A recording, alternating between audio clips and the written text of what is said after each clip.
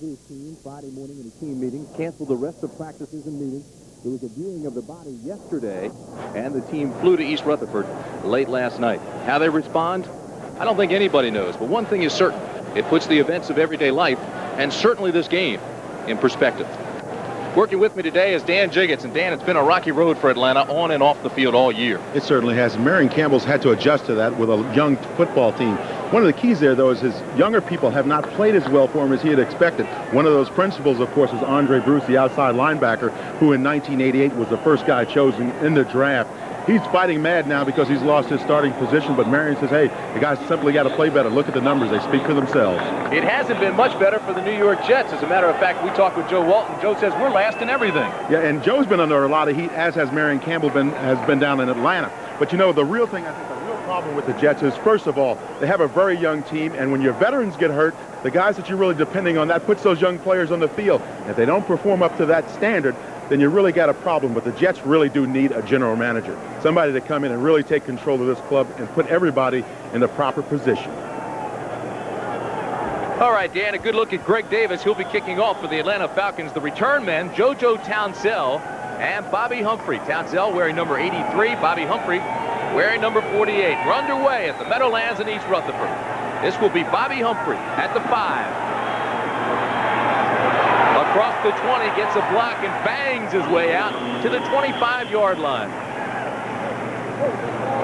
So a 20-yard return, and there'll be pretty good field position for the Jets as they start things off. Ken O'Brien, the quarterback, and he has been besieged this year with 9 touchdowns and 15 interceptions. Offensively, very quickly, we'll set that lineup for you. It's Criswell, Haight, Sweeney, Alexander, McElroy, and Keith Newbert is the tight end. The backs, Hector and Vick, Townsell and Toon are the wideouts. Walker and A.B. Brown will come in passing downs. First down at the 25. Absolutely nothing there for Johnny Hector. Great pursuit by the defense. Tim Green got there first, and he got a lot of support. Defensively for Atlanta, we'll set that talent for you. Up front, Mike Gann, Tony Casillas, who's had a Pro Bowl type year, along with Ben Thomas. The linebackers are active. Reed, Rady, Jesse Tuggle's been playing marvelously, and Tim Green. And in the secondary, of course, there's prime time. Deion Sanders at one cornerback. Bobby Butler gets the start today because Case is still injured. Gordon and Cooper and Dimry and Case will come in. So Case will play today, but he doesn't get the start. Second down and 10. And it's incomplete. It was intended for Chris Dressel, the tight end. When you look at that pass, Tim, Kenny O'Brien really dodged a bullet in there. He threw the ball into coverage. It was pretty tight coverage, but he was just fortunate in that his tight end was able to grab the ball away. Saw that the Jets are 0-5 playing at home. Doesn't get much better for Atlanta. Falcons are 0-6 on the road, 0-8 if you go all the way back to last year. It'll be third down and 10 at the 25-yard line. Sparse crowd. Many have stayed away because of the records, others because of the weather. O'Brien throws underneath, and it's incomplete. Hector almost had a fine one-handed catch, but he ran right into Robert Moore, and it was incomplete. Yeah, I kind of think Johnny Hector looked out of the corner of his eye, so Moore approaching him. When you look downfield, you know somebody's going to hit you like that, especially hit you low right around the knees. Then you tend to give up the football a little bit. Your attention turns to the man coming at you rather than the football. The Boo Birds are out already. Joe Prokop is punting. He averages just 38 yards, last in the AFC, but he leads with punts inside the 20. He won't get there this time, but you saw Deion Sanders, and he's dangerous, and he'll have plenty of room on this punt. Standing at his own 35. High wobbler. Sanders calls for a fair catch, lets it hit, and it rolls inside the 30 all the way to the 25-yard line. So a 50-yard punt, just as we say, he's struggling, last in the AFC. He booms a 50-yarder, and there's no return. Chris Burkett is the guy that tapped it down. So Chris Miller will come on, and he's just about the opposite of O'Brien. Doesn't throw many interceptions at all. As a matter of fact, 8 touchdown passes, 3 interceptions.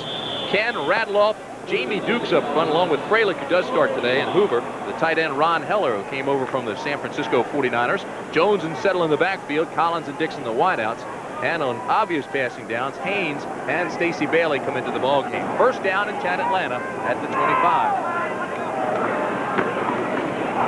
Settle cuts back, gets to the line of scrimmage, and that's all. Paul Fraze was there to make the stop. That'll make Ralph Hawkins happy, the defensive coordinator. Defensively, the Jets, Fraze is the guy to watch there, along with Stallworth. Scott Merceau is the nose tackle. Gordon, Benson, Clifton, and Lagerman, the linebackers. And in the secondary, it's Humphrey, Hasty, Radachowski, and Eric McMillan. It'll be 2nd down and 10 Atlanta. Again, the defense gets there in a hurry and slaps down Jones. Ron Stallworth was there first. He got help from Merceau. The real key, though, was Lagerman coming in on the play and really jamming the play up in the backfield. That caused the play to get out of rhythm. And watch Lagerman, number 56. He's right on the outside. See him rushing in, just jam up the running back. That kills the play right there, and Stallworth is able to come in and make the stop. A lot of pressure coming from the corners. Merceau playing that nose tackle, plays low and very quick, and that has that offensive line concerned. 6 defensive backs for the Jets. They go to a nickel package on 3rd down and 7.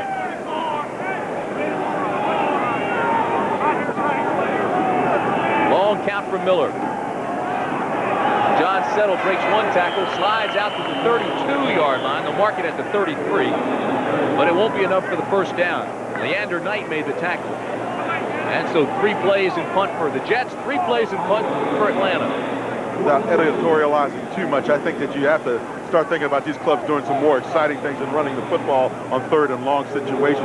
I think they've got to be a little bit more creative than that if they want to be successful. At this portion of the season, you've got to start taking some chances. Go ahead and take license today. Scott Fulhag punting to JoJo Townsell. Townsell 6th in the AFC. He has an average of 8.5 yards per return. Fulhag gets off a beauty.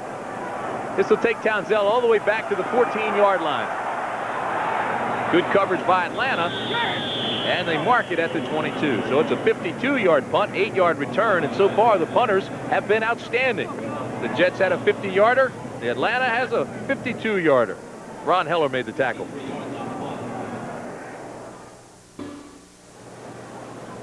For all of you Joe Walton detractors, these numbers may surprise you. Joe Walton is the 2nd winningest coach in all time for the New York Jets. That with a 48% win-loss record. Of course, Slinging Sammy Baugh was the coach when the Jets were the New York Titans. That's exactly right. 2 tight ends now to start things off. Newbert and Werner for the Jets on 1st down and 10 at the 23. This is complete to Toon, and Toon goes out of bounds at the 28-yard line. And you can hear that crowd going, Toon! He's a gentleman that they really need back on the New York Jets. When you look at those veterans coming back in and playing well for you, guys like Al Toon, Wesley Walker, really the focal point of the Jets offense. Those people need to be healthy and be out there helping their ball club. The Pro Bowler had 11 catches last week against the Colts.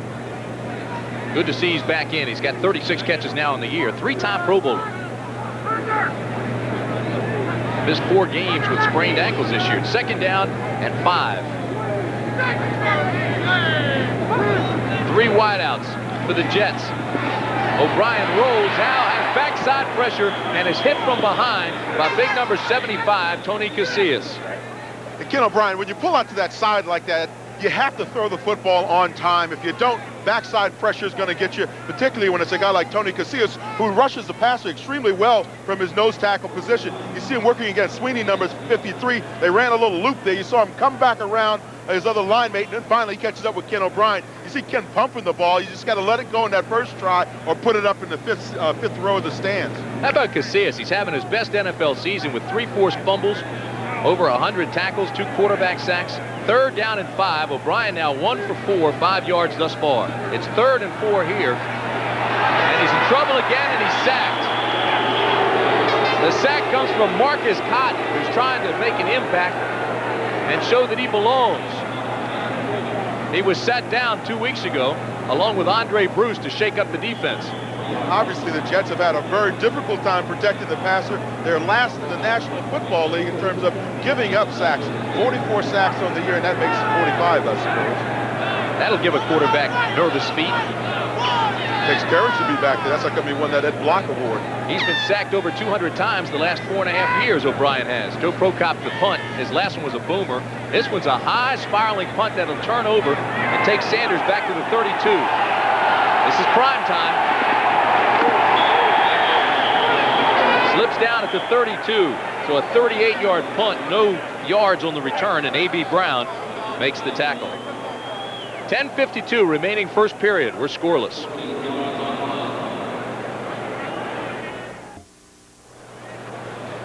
You see the number 73 on the shoulder pads worn by all the Atlanta Falcons today in remembrance of Ralph Norwood, the rookie out of LSU who was killed tragically in a car accident Friday morning. Bobby Butler, the cornerback for Atlanta, who's been called to the ministry and is studying to be a preacher, will hold a prayer service tomorrow when they return to Atlanta, and the burial service will be in Louisiana for Norwood on Tuesday. And every person that you talk to in the Atlanta Falcons tells you what a great young man Ralph Norwood was. First down Atlanta, the ball at the 32. Lang comes into the ball game. Gene Lang along with Keith Jones. This is Settle, the running back, and he's hit by Troy Benson. Talked to Troy Benson in the locker room yesterday, the Jets locker room, and he said, I said, Troy, you've been a little banged up. Are you going to be able to play today? He says, hey, look, I got to line it up. There's been a lot of pressure on them, a great deal of pressure on this Jet defense in particular. You know, the 28th against the pass, something like 27th against the runner. The numbers are not good, let me put it that way. So these guys have to get active and stay after it, particularly late in the season when the pressure is really on in a losing season. 10:20 remaining in the first period. Second down and 9 at the 33. This is Gene Lang. Breaks up inside out to the 37-yard line. Kyle Clifton, the linebacker, comes over and makes the tackle. He's the leading tackler for the Jets.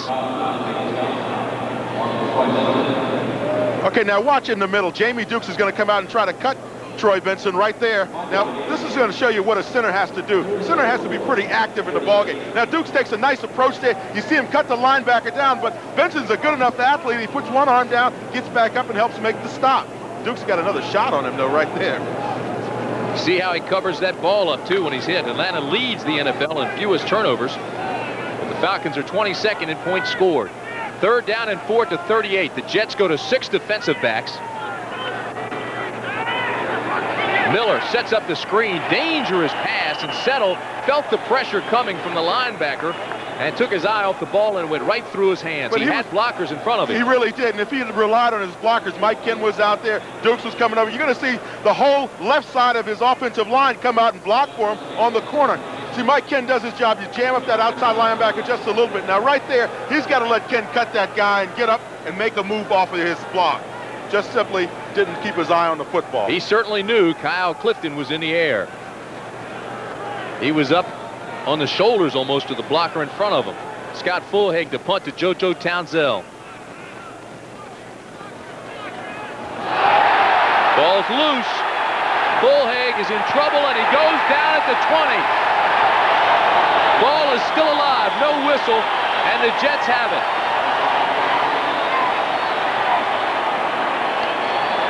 John Booty came with the pressure.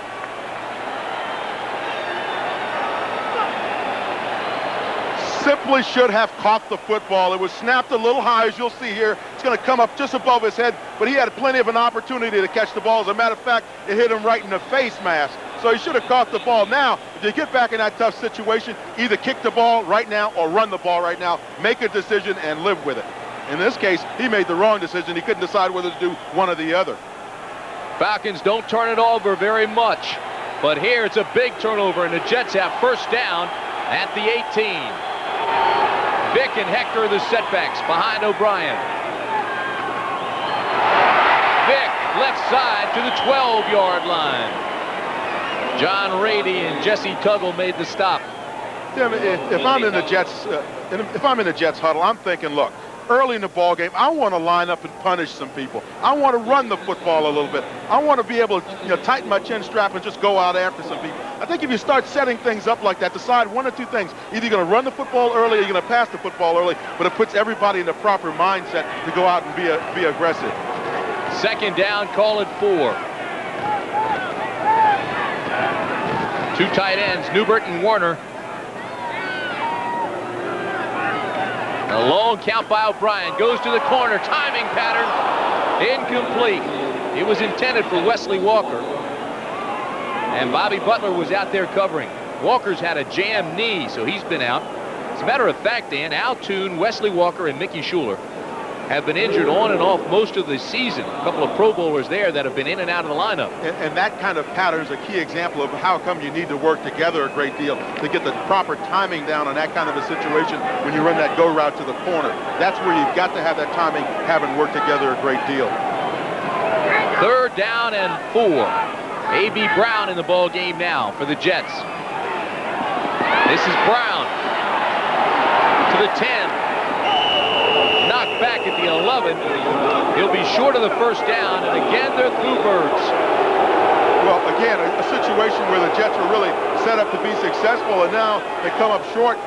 All they had to do is get 1 first down, and now they're down inside the 7-yard line, and they weren't able to do it. So you can understand the crowd being a little bit more than upset. They've had problems scoring all season long in the 1st quarter. There's the graphic that shows it as completely as you possibly could. 20 points in the 1st quarter all season. Those are not good numbers. Joe Walton said they're the worst, and they are. Pat Leahy comes on for the field goal. It'll be a 28-yarder. The holder is Pat Ryan. The Jets only had 10 men out on the field. That's embarrassing. Well, you add that on top of everything else, and Dennis Byrd was the guy that was late reporting. Now, he may be replacing someone else who was injured, but Joe Walton doesn't really care. You have to be up on those situations if you're on special teams. The Jets practiced it yesterday at practice people going down and getting the substitutes in. I don't blame Joe Walton. He can't get out and play. That's right. That's one thing he can't do. One of the most important dates in New York Jets history, for better or worse, December 7th, 1988.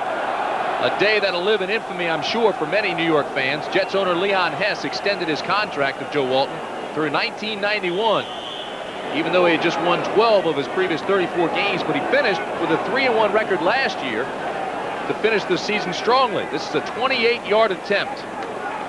It's up, and the Jets are on the board.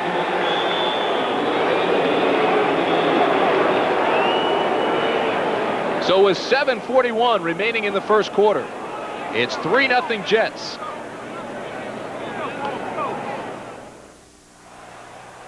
Marion Campbell in his 3rd year in Atlanta, and he's got some problems of his own, Dan. Yeah, there's been a lot of pressure on the whole Atlanta Falcon organization to win, and Marion's been at the focal point of a lot of attention down in the Atlanta area. But old Swampy knows how to deal with it. This is Keith Jones, takes it at the 15. Big hole up the middle, and he breaks the tackle and carries another out to the 33-yard line. 19-yard return. Dennis Byrd made the tackle. Dennis is making up for that mistake there on the field goal team, not being prepared there. Chris Miller is getting ready to come in and do his thing. God does not throw a lot of interceptions for a young quarterback. He chooses his passes very wisely, and if he gets in trouble and he can't find a receiver open, he either accepts the sack or puts it up in the 5th row like you're supposed to do. It's only his 26th NFL start, already passed for almost 5,000 yards. He is quite a talent, no question about that. Leads the NFL in lowest interceptions. Keith Jones and John Settle of the setbacks on 1st down for Atlanta. Play action. Miller goes up top. Incomplete. It was intended for Sean Collins. Eric McMillan was the defender.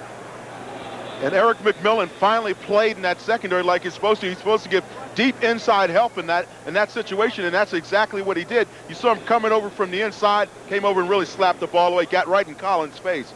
Those are the kinds of plays that will make you an all-pro, when you stay with your assignment and get back in position to make it, to make the play, and to be effective defensively.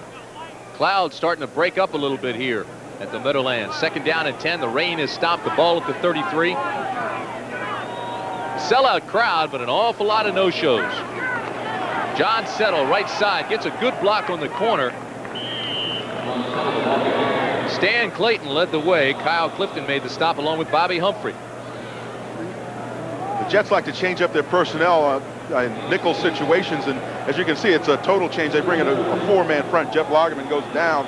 Instead of at his normal linebacking position, Dennis Byrd, Gerald Nichols, and Washington come in. Kyle Clifton is the only linebacker, and 6 DBs come in the ball game for him. Humphrey, Hasty, McMillan, Glenn, Booty, and Knight.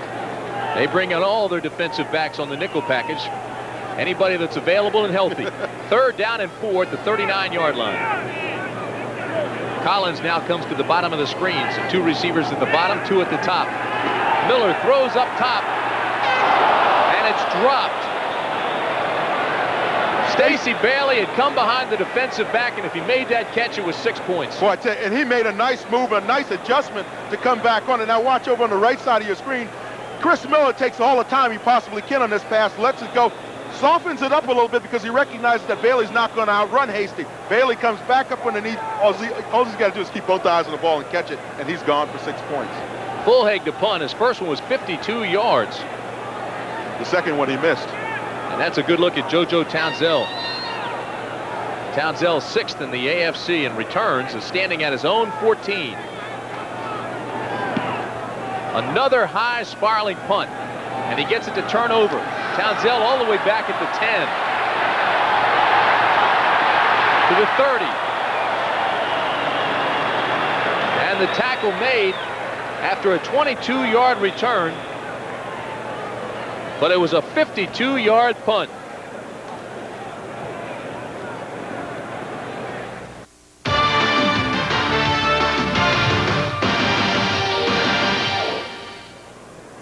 The game is sold out, but as we told you earlier, a lot of no-shows. Falcons are 3-8, the Jets 2-9, and of course this is the result business-wise. A lot of empty seats. I grew up here in the New York area, and I knew it was always a tough ticket to get when the Jets played out at Shea Stadium, but boy, times have changed. On 1st down, the Jets go left side with Roger Vick and get maybe a yard or 2. Jets got the ball at the Atlanta 18 last time they had possession, could only get to the 11, settle for a field goal. There's Jim Hannafin, the offensive line coach and assistant head coach of the Atlanta Falcons, talking to his offensive line. I'm sure one of the things they're talking about is it looks like they want to try to run a few screens in. They're talking about when they run those twists, you can see the tackle and then twist is what he's concerned about when the Jets run that defensively. 2nd down and 7 at the 36.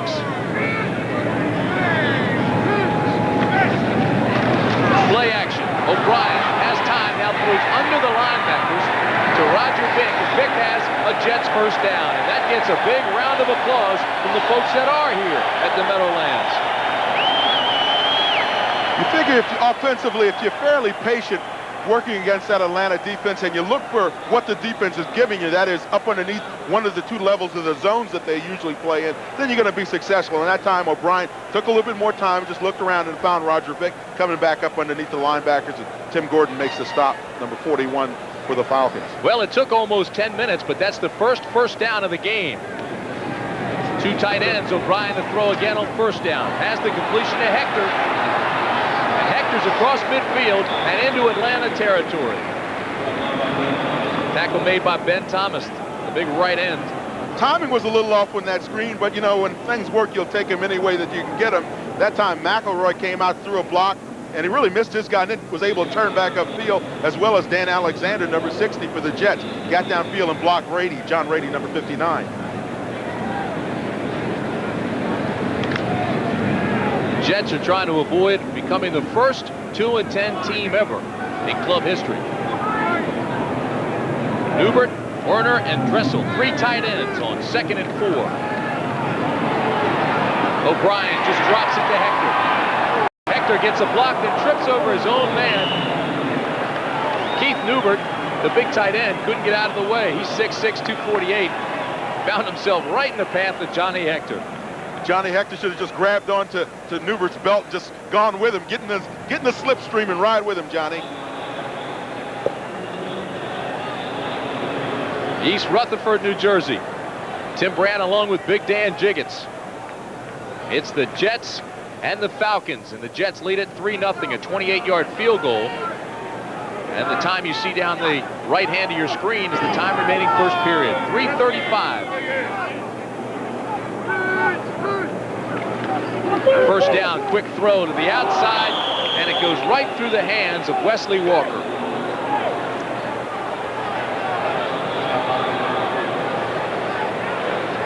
Wesley knows as well as anybody in this stadium that when you get a ball thrown directly at you like this, when your quarterback is online with it, you got to catch the football. No excuse other than just catch the football and do what you're paid to do. And Wesley understands that as well as anyone does. You see Joe Walton over there talking to him, said, hey, as soon as you catch the ball, then you can shake a guy loose, but you've got to catch the football first and foremost. Talking to a fan outside, Jets fan, he said, there's no quarterback controversy with the Jets. What we have is a quarterback mystery. Second down and 10, throws this one to Vick, and Vick loses yardage. Oh, what a play by Jesse Tuggle, though. You saw Jesse just read the screen right now, drop back in his zone, reads the screen, and comes in, and he could have made the interception had he been a step earlier. Jesse Tuggle, number 58, watch him here on the left side of the screen. Watch him go out and then come back in to make the play. Now, see, this is staying alive and staying alert. Excuse me, that's John Rady, 59. Tuggle will come back in later from the left side of the screen. You see him come in there. He avoided Haight when Haight came out to try to block him. Good play by Jesse Tuggle. Tuggle is the leading tackler for the Falcons. It's a loss of 9. It'll be 3rd down and 19. 3 wide receivers now for the Jets.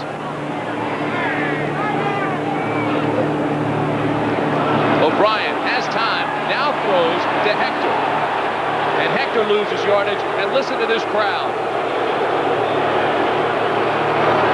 Well, what they're saying is you build me up to bring me down. Suddenly I start getting excited about what you're doing, and then you run 2 plays that aren't successful. You can't blame them for getting upset. They came here to see professional football. Joe Prokop used to have the locker next to yours. That's right, we were both with the San Antonio Gunslinger. Kicking off to Deion Sanders. He stayed, I got the heck out of there. And the sun breaks through here at the Meadowlands. Both punters are punting rather well today. Again, it's a high punt. Sanders takes it at the 5. Jitterbucks across the 10 to the 14-yard line.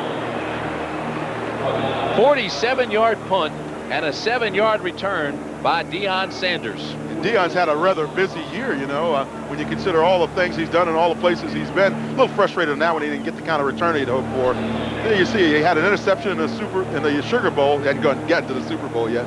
5th pick in the NFL draft. First Major League home run. Of course, he ended up here with the Yankees and had a nice September as well. Signs an NFL contract, scores first NFL TD in September as well, and he gets his first interception in the NFL. You know, the last time Sanders was in the New York area, September 3rd, he had a home run for the Yankees. Then they went on the road. 4 days later, he signed his big contract and went prime time with Atlanta. 1st down and 10 at the 14. John Settle, the lone setback. He's the ball carrier. And breaks one out 9 yards. He'll be a yard short of the 1st down, but a fine run by John Settle. Tim, if you think back to what the Atlanta Falcons have done successfully over the years, one of the things that they've really been good at is running the football. They've got big offensive linemen. Why not just line it up and let your big guys up front get after it a little bit? And this is exactly what they do here. You see Settle make that nice little move back up inside. Alex Gordon missed the tackle there, then later grabbed onto his foot, and he was one of the guys to bring him down along with McMillan and Radachowski. 1st down at the 14. If the nose stretches across, it does. Well, it didn't look like he was going to have enough for the 1st. Then they marked it, brought the chains out, and the nose got it. What did John Madden always talks about, either you get that left foot or the right foot mark. I think that time it was the right foot. That's the first down of the game for Atlanta. Yeah, when you said the punters were having a good day, that's not a good sign. 2 tight ends for the Falcons now. Heller and Wilkins. Miller, play action, pump fakes, now throws it up. And Dixon can't hold on. Floyd Dixon came sliding under it. Bobby Humphrey was the defender, and Chris Miller had a whole lot of pressure in the backfield, just had to throw it up high. He pumped when he should have passed, and he faked when he should have run. Now watch Chris Miller. He's going to get some pressure. Good pump fake to set the play up, really. But now that pressure starts collapsing the pocket, and he gets high load there and gets tumbled to the turf. Now, I thought the receivers downfield was going to try to fair catch the ball because it was lofted up about, I'd say about to the 30th row of the upper deck. Chris Miller now 0 for 4. It'll be 2nd down and 10 at the 25. Settle to the line of scrimmage, not much more. Scott Mercereau was the first guy there, and he got a lot of help. Scott Mercereau from Riverhead, New York. That was my competition in high school, Tim. It's my rival high school. 6'3", 280-pounder from Southern Connecticut. And the penalty will go against the Jets. That's illegal use of the hands on the defense. Number 91, pushing a face. That's 5 yards, and that's a first down. So the 5-yard penalty is against Paul Fraze. The referee today is Ben Dreith. The umpire, Dave Moss. And the man who's angry is Joe Walton. Hey, how many times do defensive linemen get called for going to the head or the face of an offensive tackle or an offensive guard? Not often. These are two young football teams, though, Dan. You look at Fraze as just a second-year player. Mercereau is a third-year player. Ron Stallworth, starting for Marty Lyons, is a rookie. Lagerman's a rookie. Hasty's a second-year player. It just goes on and on. First down, Settle the lone setback. Wilkins in motion, and this is Settle. Out to the 37-yard line. Eric McMillan runs him out of bounds. McMillan was the 1988 Defensive Rookie of the Year with 8 interceptions. Son of a former Pro Bowl tackle, Ernie McMillan of the Cardinals. Well, he was a great one, too, wasn't he? And you saw how Eric's face lit up when I started talking about his dad, what kind of a player he was for the Cardinals. Just exceptional. He's a guy that everybody learned how to play offensive tackle from. Hey, this young guy's having a Pro Bowl type year. 2 touchdowns, 1 sack, 2 fumble recoveries. He's had a hand in 9 of the Jets' 24 takeaways. 5 interceptions, a blocked punt. So it'll be second down and 4 at the 37. Again, it's Settle. Nice defensive play by Kyle Clifton. Boy, you can see why he's the leading tackler. He's active. He's active. One thing, he's been one of the linebackers that's really stayed healthy for these guys, but also he's a leader back there. He's a guy that everybody else relies on to give them the direction and keep the defense up and alive. And he really came in on that play and just blasted it from his linebacking position, read it right now as soon as the ball was snapped and made the play. Chris Miller's just going to let the clock run and switch sides. Right now, he's facing the wind. He wants to let the clock go down to 0, change sides, and have the wind at his back. So that's the end of the first 15 minutes. And the Jets lead it 3-0.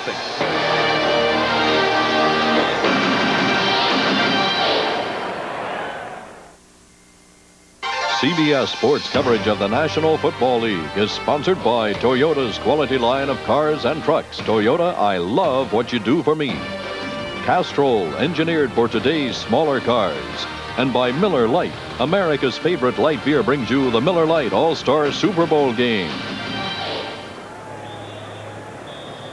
The clouds have thinned, and the sun's starting to shine through with the Meadowlands. If you're just joining us, I'm Tim Brandt along with Dan Jiggets. After a fumbled punt attempt, Leahy hit a 28-yard field goal for the Jets with 7:41 remaining first period. That's the only score thus far. It's 3-0. Total offense, Atlanta 38 yards, New York 22. It has not been that exciting. 3rd down and 4 on the 37 for the Falcons to start the second 15 minutes. Miller throws. There is a flag. This ball is complete to Keith Jones, but we'll wait to see what the flag is. Got to be holding. It was in the backfield of the Falcons, and there's the call by Ben Dreith. Good coverage by Leander Knight will be nullified. They'll move it back.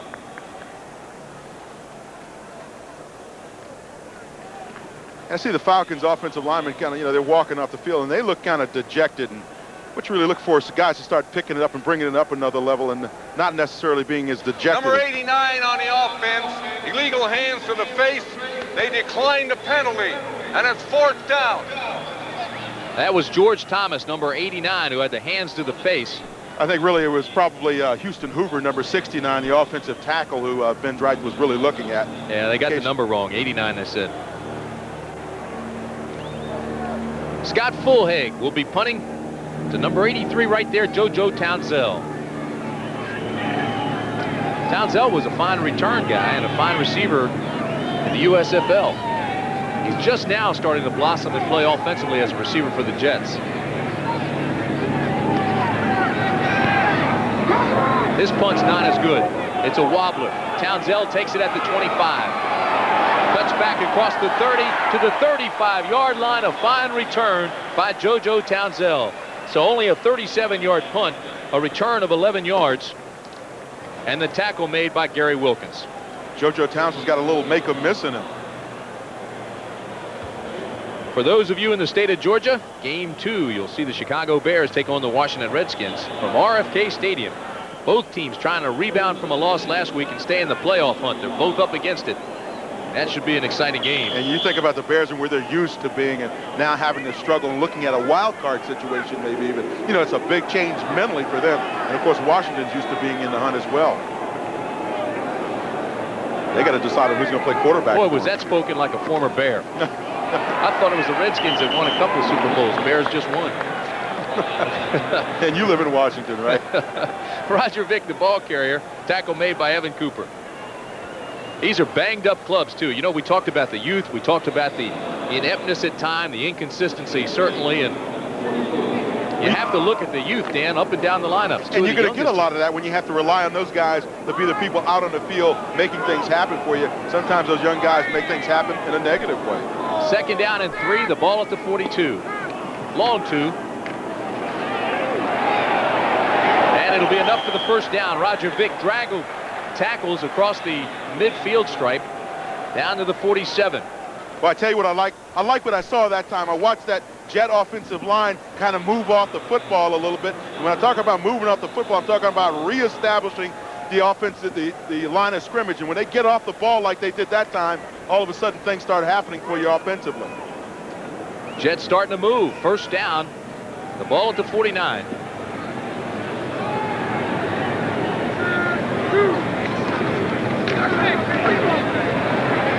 Roger Vick met immediately. Poor little Johnny Hector, number 34, is in there trying to block those linebackers. That time he just got thrown out of the file, and Mike Gann made the stop for the Atlanta Falcons. But Johnny Hector just kind of got rejected out of there. So it'll bring up 2nd down and 9. Andre Bruce comes into the ball game. Andre was benched. Well, I think the one thing you have to do with a guy like Andre Bruce, you know what he does well. You just cut him loose and let him rush the passer. Don't complicate things too much. Just let him be a great football player. It lit a fire under him. He said he'd take on anybody he has to, but he's going to be aggressive. Inside goes Hector. Hector breaks a tackle inside the 40, down to the 37-yard line. Tim Gordon, along with Marcus Cotton, make the stop, but not until after a gain of 11. Good decision there. If you know if the focus of the defense is to get the pass rush and get upfield, that's a nice time to run a draw play, and that's what the Jets did that time. Johnny Hector extremely successful at bouncing it in and then breaking it back out to his left. You see him get good blocking up inside. Roger Vick there maintains his block on Jesse Tuggle, and that really springs Hector outside for additional yardage. Great spin move by Johnny Hector. 1st down, Jets at the 37.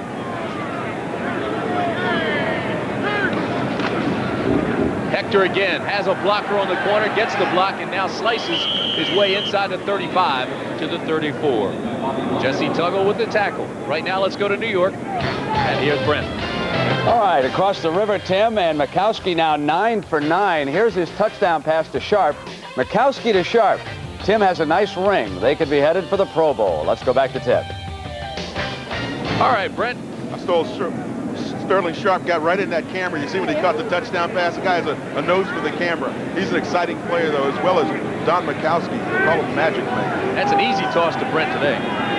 Meadowlands, East Rutherford, New Jersey, right over to the studios in New York. 2nd down and 7. This is A.B. Brown down to the 34-yard line. And he'll mark it at the 32. Again, Jesse Tuggle makes the stop. He got help from Tony Casillas. That was A.B. Brown's 2nd rush this season, and he's one of those young players that we've been telling you about on the Jets roster. Figures to play a little bit more prominent role in the next couple of ball games until the Jets can get all their veterans healthy in that backfield. They've got a lot of talent. You look at Hector and Vick. Hector once finished 2nd to Carl Lewis, Southwest Conference long jump. 3rd down and 4. Out of the shotgun. Toon makes the catch and spins his way down to the 15. He was working on Deion Sanders.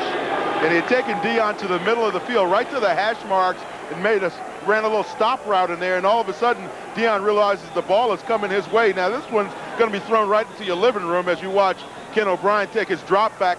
Now, all of a sudden, Toon breaks across right in the middle of your screen there. You see Dion coming in a little bit late reacting, but he knows he's got to respect Al Toon's speed and his ability to give him that post corner move, and that's the thing that's got to be concerning Deion Sanders right now. A gain of 16. First down, Jets.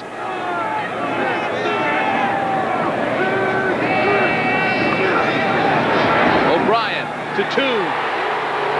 To the 8-yard line. Working on Bobby Butler this time. Same kind of situation. Cornerbacks drop off. Got to give him a lot of room because you respect the fact that he can get in the end zone on you. So what does he do? He runs down 10 yards, does a stop route. You put the football in there to him, and you gain the 10 yards that you need to get the first down.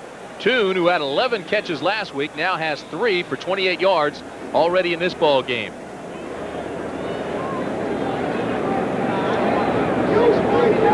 Approaching the 10-minute mark, remaining in the half. It's 3-0 Jets. But New York's about to score again. They're inside the 10.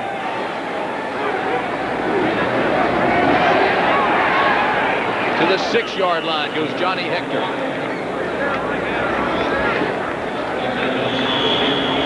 Joe Walton, knowing what he needs out of his offense right now, and that's 6 points, take a little bit of this heat off of himself and his ball club. But now he's in a tough spot. You know, you get 3rd and short. Now, what do? You try to throw it to the end zone, and you just guarantee yourself of getting the first down by trying to run the football, put in your power people, and just run the ball. Sometimes it's hard to decipher whether they're saying boo or Toon.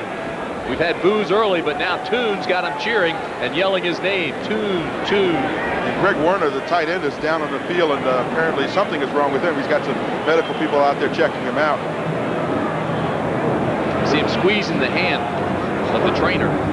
Sometimes you get your wrist jammed, you know, if you're blocking and you try to turn on a defensive lineman or something, you jam your wrist. I think that thumbs up meant he's all right. That's good news. You know, if Green Bay wins their game today, they move into a first-place tie for in the Central Division of the NFC. Werner, just a rookie free agent, 6'4", 236-pounder from DePaul, Indiana. It's 3rd down and 1. Jets are only 1 for 5 today on 3rd down conversions. It's Hector and Vicks. Vick dots the I, along with Johnny Hector. Hector slashes his way inside the 5 to the 4-yard line. You see that other dimension that Johnny Hector really brings to a ball game. You see that ability to look up inside and make that little cut at the line of scrimmage. It's kind of subtle, but it really is quite effective when you can look up inside, make that little adjustment, and find the open space in there. Now watch him. He starts over to his left now. See that quick break back up inside? Key there is, though, is your linemen up front have to maintain their blocks. If they maintain the blocks, something's going to open up somewhere along the line of scrimmage. All right, now, Dan, we mentioned that he once finished 2nd to Carl Lewis in the long jump. He's a guided missile on short yardage. 23 running touchdowns in the last 2.5 years. This is Roger Vick down to about the 2-yard line. So it'll be 2nd and goal at the 2. And this is where you usually see Johnny Hector go up and over. And with good reason, they're going to probably try to run the football. Atlanta's defense has allowed 18 rushing TDs this year. That's the most in the National Football League. 2nd and goal at the 2.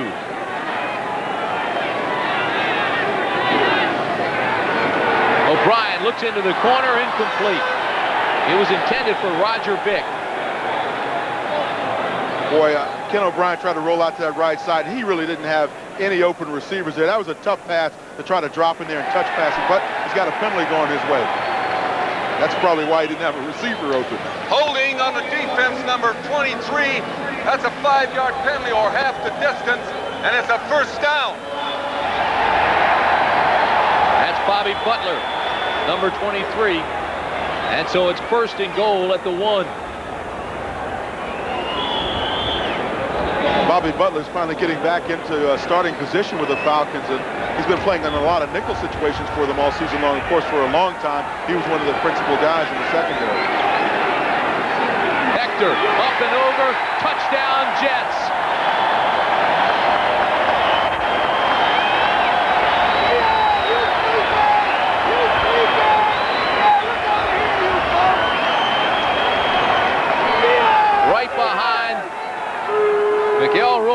Alexander. McElroy led the way, and Alexander got a good push as well. And we talked about before that Atlanta defense not really being able to stop anybody from running the football when they get down there in scoring position, and that's a prime example of it. Leahy on for the extra point.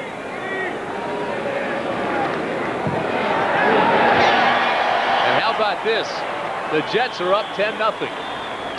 Watch over on the top side of your screen. That's where the action's going to be, because you're going to see McElroy there and Alexander throw some nice blocks. Hayden's in there as well, 79. He takes his guy all the way into the end zone. It's like a guided missile. His 3rd touchdown of the year.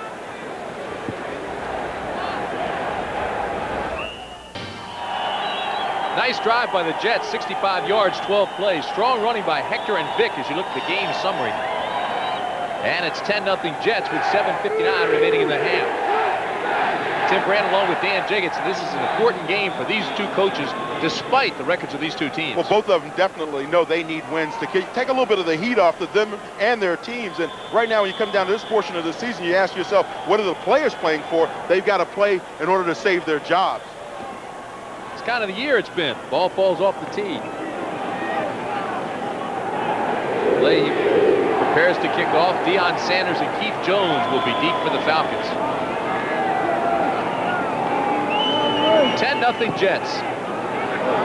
Boy, and he booms this one. Just takes Sanders all the way to the back of the end zone and goes through for a touchback, so they'll bring it out to the 20.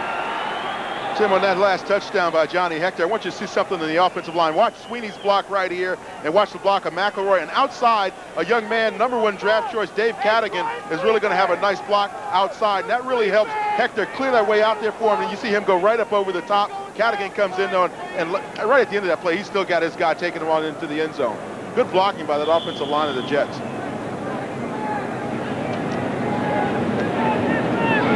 First down, Falcons at the 20.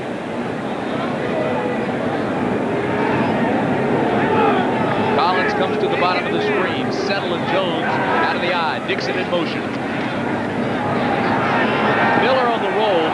Stops, sets, and throws, and it's broken up nicely in the secondary by James Hasty. James Hasty came across. When a receiver comes across flat like that, he comes across a couple of different areas. Somebody's going to pick him up inside. Somebody's going to pick him up outside. That time, Hasty had the coverage inside, just stayed with him all the way and made a beautiful play. Buffalo leading Cincinnati 3-0 second quarter. As we show you the rest of the scores around the NFL today.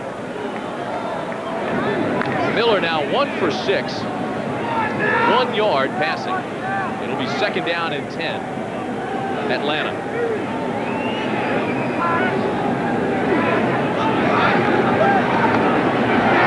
Miller goes up top. Incomplete. Collins made the catch, but he was out of bounds. Again, there was good coverage, this time by Bobby Humphrey. And that's the interesting thing. Atlanta's trying to throw the fly patterns or the go routes, and their wide receivers are not outrunning cornerbacks. It seems to me that if you're going to go to a fly pattern, you've got to have somebody that's blowing past one of those cornerbacks. If not, you've got to try to drop back and catch the ball up underneath every time. And that's essentially what Atlanta's been doing on that route, and it's not been working. You have to wonder how much the death of Ralph Norwood has affected this club's concentration, and you would assume a great deal. Third down and 10. This is Settle on the draw. Out to the 24-yard line, just shy of the 25. And although we can't hear it up here, I'm sure they're booing down in Atlanta right about now. They're hoping for a little bit more than that. John Settle's trying his best, though, as a young running back. They may also feel some compassion. I think so. I think you have to, in a situation where it's been as tough as it has been on this young club this weekend, the loss of a fine young man like Ralph Norwood. Fullhag punting to JoJo Townsell. The up man is Philip Epps. He'll be standing at the 45. He's looking for anything that may be a fake punt. We may see something like that a little bit later, but not yet. Fullhag gets off a wobbler. It's a tail wagger that will be taken at the 37-yard line. Fair catch is called by Fullhag, so it's or by JoJo Townsell, rather. So it's a 38-yard punt, no return. 10-0 New York Jets. they're undefeated, but still unheralded. Bama's Crimson Tide goes after national championship respect when they face 10th-ranked Auburn next Saturday. 10-0 Jets. 6:50 to go in the half. Ken O'Brien won the Ed Block Courage Award from his teammates. He's voted that award by his teammates, and one of the reasons why is they feel that he's got exceptional courage in terms of all the injuries he's had, and staying in the pocket and really playing well for his offensive line under the circumstances. When you get beat up as much as he has, it takes a great deal of courage to sit back there and throw the football. First down, O'Brien plants and throws this ball, and it flies on it. It was intended for JoJo Townsell and ended about one row up in the stands. And we talked about O'Brien having courage to stay back there. You know, you don't want to be a quarterback that has to have a lot of courage in order to play the game of football. You hope that your offensive line protects you well enough so that you don't need those kinds of things to keep you motivated, staying alive. It'll be second down at 10, the ball at the 38. Walker, Townsell, and Toon all in the ball game now for the Jets. They go to 3 wideouts, and the lone setback is Johnny Hector. This is Hector. Gets a good block on the corner, but a great fill by Jesse Tuggle. Boy, he came flying at that linebacker spot and got over there. Yeah, because Dan Alexander, number 60 for the Jets, really had a nice little block at the corner at the point of attack. And all of a sudden, Jesse Tuggle comes out of nowhere and makes the play. And Jesse Tuggle's really having one of those seasons that you figure at some point or another he's going to get recognized and go to the Pro Bowl. Came into the league as a free agent. Marion Campbell just sent one of his scouts down after talking to his coach down at Valdosta State and said, hey, you got to check this guy out. And he went down, and he was the real thing. That's the real product right there. So it's third down and 5, the ball at the 43. Atlanta goes to 6 defensive backs, and they show a 2-deep scheme. O'Brien has time, and he throws. It's complete to Townsell at midfield. He was working on Deion Sanders. Yeah, and you saw Deion get the little flip there and throw JoJo Townsell out of bounds, and that's what the crowd's a little upset about. But Deion Sanders did his job on that play, at least after the ball was caught. But the key thing there, Ken O'Brien took the time to look around the whole field. Sanders has had 4 penalties in the last 2 games. So the crowd did react. Giant Stadium, East Rutherford, New Jersey. Tim Brandt along with Big Dan Jiggets. Former Bear out of Harvard. 5 minutes, 54 seconds remain first half. First down and 10 at midfield for the Jets.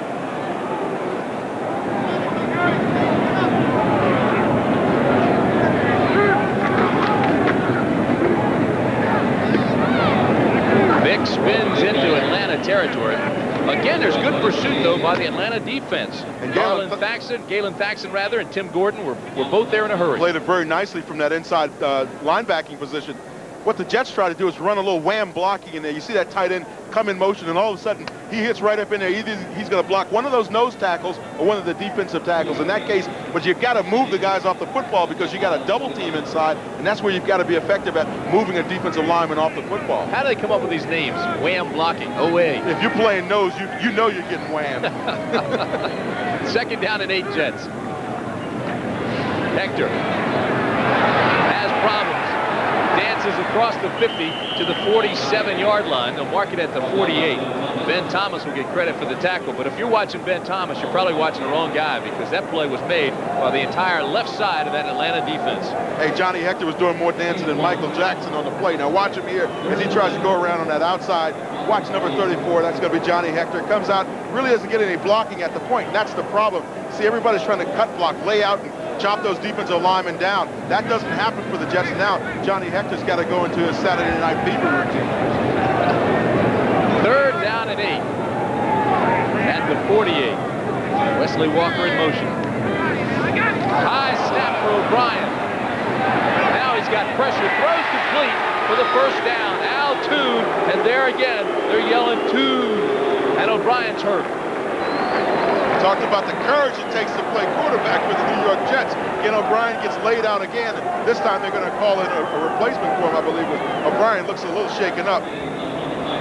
A gain of 11. Toon's 4th catch, but more importantly right now, O'Brien is shaken up.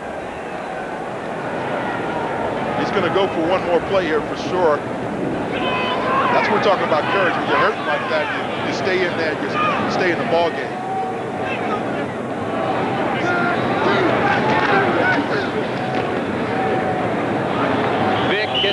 tough yard. Roger Vick is finally going tough. 6'3", 235-pounder. He looks taller than 6'3" to me, though. He looks like he's at least 6'4", 6'5", but when you think about what the Jets want to do with this offense, with this young offense, is they can keep people healthy and get Mickey Schuler back there tight end and keep Al Toon healthy and Wesley Walker. Then, all of a sudden, Joe Walton has some of his tools back that he can really fight with offensively. Second down, they need 8. O'Brien fires. It'll be close to the first. Wesley Walker makes the catch. And the 34-year-old from California has his second catch of the day. And, of course, this time Wesley Walker keeps his eye on the ball, runs a little comeback here. You see him go down about 10 and then come back to the football now. Once again, Bobby Butler is respecting the ability of Wesley Walker and Al Toon to get into the end zone. So you want to stay off and they're giving him a big cushion and trying to react to it, giving up small yardage and trying to, instead of giving up big yardage. That's impressive. You see those numbers. And Wesley is blind in one eye. He's legally blind in one eye. And some people say, gee, how can you even be a receiver if you're blind in one eye? Well, this guy's been doing it for a long time in the National Football League. Very skilled player. Very smart player as well. Coming back from that jammed knee, he's been banged up a lot this year. You see the first down. He only has 9 catches for the season. Although, what a career. We showed you the numbers. Meanwhile, O'Brien was 12 for 18 today and 63 yards.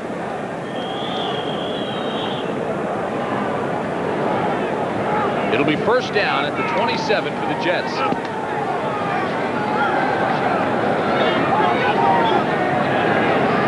Townsell at the top of the screen. At the bottom, it's Toon. This is Vick to the 21-yard line, and there's a flag thrown. Jesse Tuggle made the tackle. He'll bring this one back, I do believe. He's thrown right at the middle of the Jets' offensive line. You guessed it, probably holding.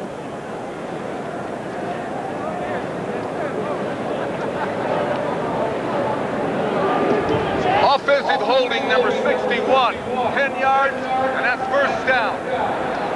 That's Jeff Criswell, a left offensive tackle. It's one of those guys that Joe Walton has been really counting on. Played well for him last season. He said he really started off this season kind of slow and is really starting to build and play a little bit better every week. But, of course, he's kept Dave Cadigan, the first-round draft choice, on the bench. And you'd realize in any normal situation, a guy comes in the first round, and he's going to play a little bit because they're paying them a lot of money. Criswell, on the other end of the spectrum, comes in as a low-round free agent type choice. Joe was telling us the offensive line has played well the last 3 weeks. O'Brien to throw. He does. A back to Vick. And Vick's down inside the 30. But he was saying the offensive line, Dan, is just starting to come together now. It's just starting to gel. And the reason for that, obviously, Mike Haight was hurt in training camp. Alexander was hurt in training camp. McElroy was a holdout. Started adding all those things up, and it's tough to get any kind of consistency up front. The 2-minute warning. It's 10-0, the Jets.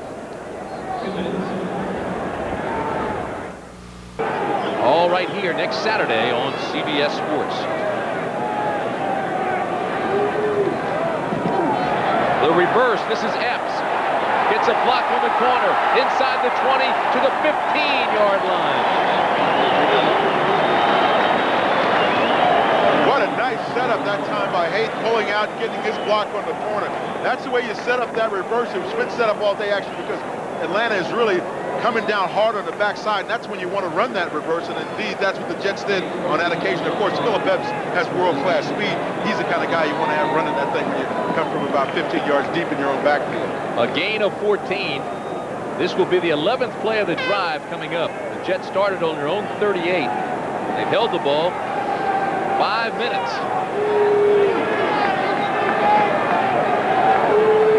First down at the 15.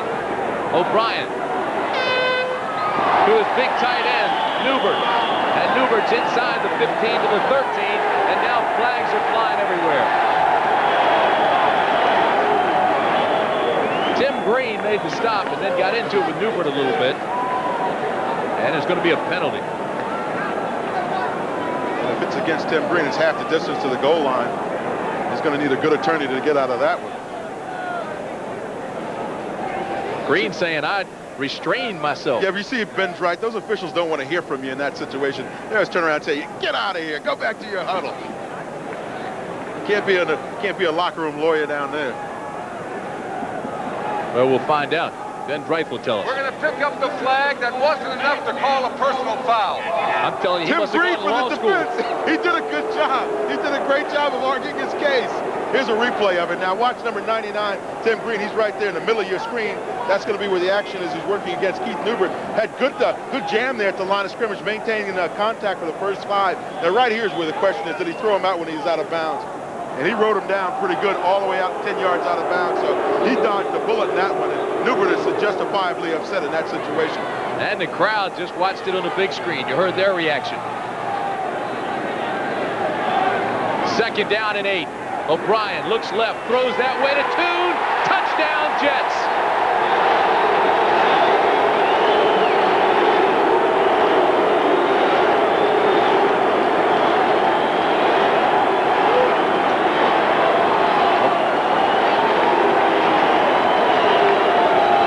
O'Brien really had to stand in the pocket and take a beating that time from Tim Green, number 99. Tim Green came in up inside on a blitz and hammered O'Brien just as he delivered the ball to Al Toon, who came in on a slant route. A 12-yard strike, but what a catch by Al Toon. 5th catch of the day for him. Leahy comes on for the extra point. And there's a flag before we start. Wow, what a catch. That's what we mean by 77 on a false start, 5-yard penalty. Needing your veterans back in there, having guys like Al Toon back in there. There's a replay of the touchdown. Now watch the shot that O'Brien's going to take after he delivers the football. And of course, Al Toon makes a great catch here on the slant pattern, working against Deion Sanders. That is full extension. And great hands. So they move the Jets back 5. False start on Nichols, and now Leahy will kick the ball from the 14. You know, when we saw Al Toon, he came in and talked to us the other day. He came in and he looked like Indiana Jones. He had the big fedora on with the leather jacket. And looked like he had just come off the movie set. I'll tell you, that catch shows you why he's a 3-time Pro Bowler. And the extra point is good. Take another look at this catch. One of 2 things now. Watch this shot that O'Brien takes and watch Al Toon get some extension on here and just catch this football. This is a beautiful catch right across the middle, working against Deion Sanders. He beat him inside for the score. Right now, it's the Jets big, 17-0.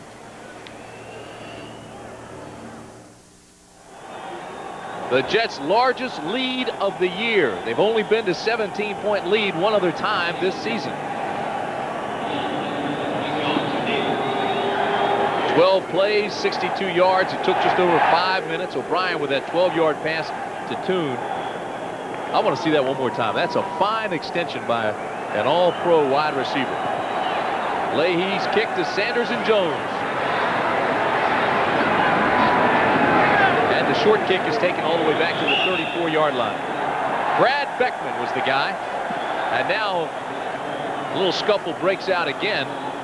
And the flags are thrown. And I'll guarantee you they won't pick up these flags. And Patero will get a flag for throwing a punch. Yeah, and that's not the smart time to throw it when the officials are standing right there watching you. That's when you have to kind of cool out and head back to the bench, because the second guy to throw a punch is always the one that gets nabbed.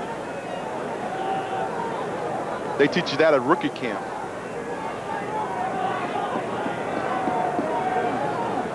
That's a personal foul on number 28, grabbing, pulling in face mask, 15 yards and a first down. All right, it's going to be against the Jets. It's called on Carl Howard for pulling the face mask. No wonder Patero was a little upset. That's a cheap move when you grab the face mask.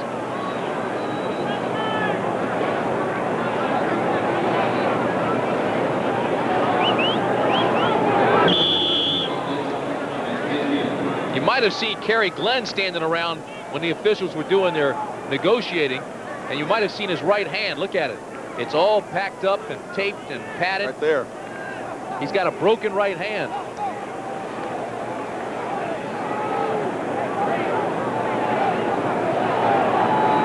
First down at midfield. Settle gets back to the line of scrimmage, and that's all. No huddle offense. 1:23 remaining in the half. Miller gets him up to the line in a hurry. Looks to the left side and throws in that direction to settle to the 45-yard line. It'll bring up 3rd down and 5. Lipton and Hasty made the stop. And Atlanta takes a timeout. 1:08 remaining in the half.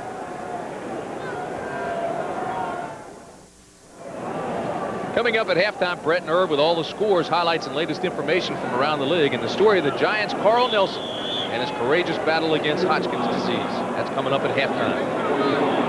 Atlanta with 2 timeouts left, New York with 2. It's 3rd down and 5, Falcons.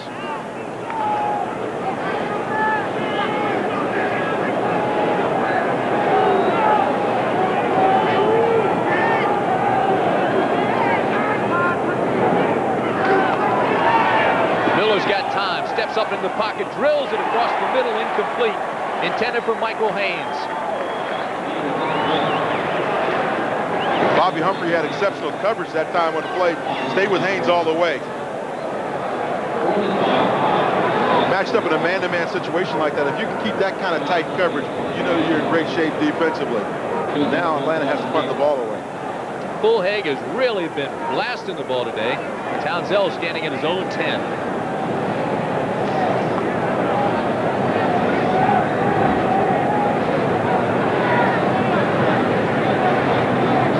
Clock is down to 10. They'll try to use as much of that as possible. Under 5. Now they'll snap it.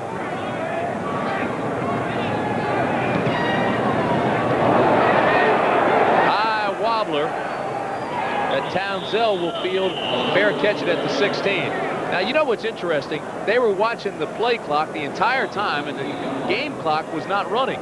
But they waited until it was under 5 to snap it. But the Jets were successful, Tim, in going in for the touchdown early for 2 reasons. Now watch up here. You're going to see a delay stunt by Tim Green. He's going to come around and really flatten out the quarterback, O'Brien. That's one thing that happened on the play. But what positive thing that happened for the Jets was Al Toon makes an exceptional stretch here. Gets all of that 6'4" frame out there. You see right there, he catches the football. Full extension, catches the football. Great concentration. Goes on in the end zone. Matched up against Deion Sanders, number 21 for the Falcons. Hector and Vick in the backfield with O'Brien. O'Brien throws and almost has it intercepted. Sanders is now saying he was interfered with. Deion Sanders read that play like one of his press clippings. You saw him come back in there, get off the receiver to him, and then really attack the football. Bottom part of your screen, right here, Deion Sanders. Watch him react to the football, and he knows Al Toon's been running those comebacks and stops on him, and this time he really gets in there and slaps the ball away. 2nd down and 10, Jets.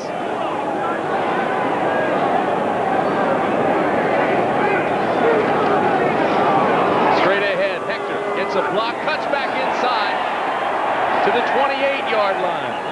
Johnny Hector, and he looks good today, Dan. He does, but you figure with 40 seconds or less remaining on the clock, you might want to throw the football downfield a little bit. You can be successful running in this kind of a scenario because Atlanta's going to let you do that. The only thing you're going to do is drain the clock. That's exactly what the crowd is saying. They're echoing your sentiments exactly. A gain of 11. And they run it again. 10 carries, 40 yards now for Hector. Tackle was made by Taylor. But that's okay. If you're ahead, 17-3 now, hey, you take a 17-0, you take a little time and run the clock out because you're in pretty good shape going into the locker rooms from the Jets standpoint. That's it. We've reached the halfway mark, and the Jets are winning 17-0 over Atlanta.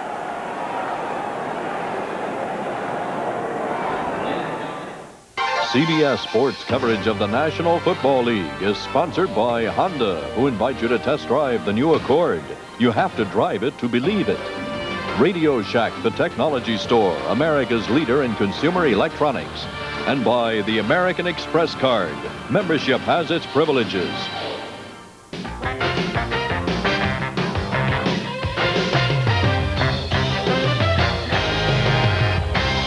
Irv, it is amazing how much better a coach Joe Walton is when he gets a healthy Al Toon.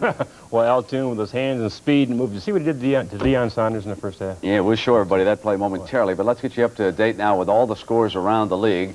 This game in Milwaukee, the Packers annually play 3 games in the county stadium, and early on, the Vikes had a 1st and goal, and because of that botched snap, field goal, and Jerry Burns says Bob Schnelker, still my offensive coordinator. Don Mikowski, injured ribs, injured knee, hits sharp, 34-yarder.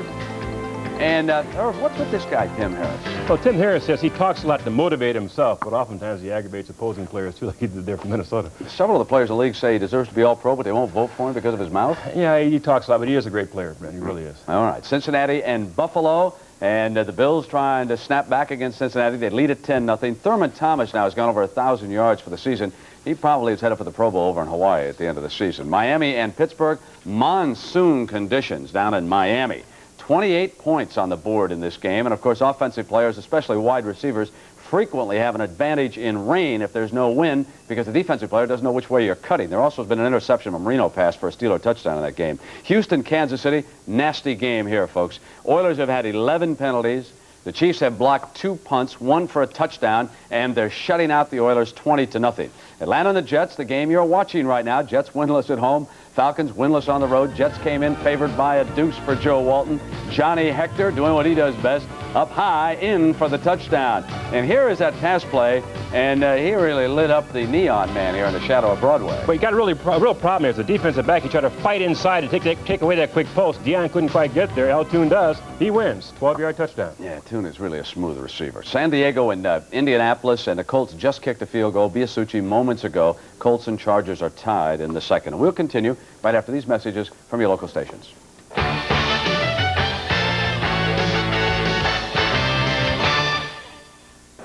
We're at halftime at the Meadowlands with the Jets leading the Atlanta Falcons 17-0. And welcome back to East Rutherford, everybody. I'm Tim Brand along with Dan Jiggets. And your impression of the first half? Well, I think that the Jets came into this game wanting to establish themselves early offensively, and they've really done a pretty good job of that. Atlanta's defense has been porous at best, and I think that the one thing that the Jets want to accomplish now is take a little bit of pressure off their head coach, Joe Walton, and if they maintain the lead in this ball game, they're going to do that just for a week. The Jets scored first. It was a 28-yard Leahy field goal, and then they had this touchdown. Roger Vick goes up over the top, and he really gets, this is Johnny Hector goes up over the top, number 34. Gets good blocking by his offensive line, a good lead block in there by Roger Vick, number 43. We knew Hector was going to go airborne, but then this catch just topped everything. Watch Toon. Ken O'Brien just hangs in the pocket, stands in until the last minute, finds Al Toon outstretched down near the end zone. He tumbles on in, working against Deion Sanders, number 21. Now, Atlanta has only 2 first downs in the entire ball game. So take a look at the statistics then, because these are eye-opening. This is Atlanta's punt offense, and as you can see, they've been living up to billing. And, of course, one of those punts, there was a bad snap and went right through the hands of Fulhag, and that led to the very first Jets score. Time of possession, it's been all Jets. 21 minutes is a long time to maintain the football in the first half of a ball game. Normally, you get maybe about another 10 minutes for the whole ball game, 30 minutes. O'Brien has thrown for 6 yards total passing against the worst pass defense in the National Football League. Total yards, 171 for the Jets, 49 for Atlanta. So CBS Sports coverage of NFL football will continue after this message and a word from your local station.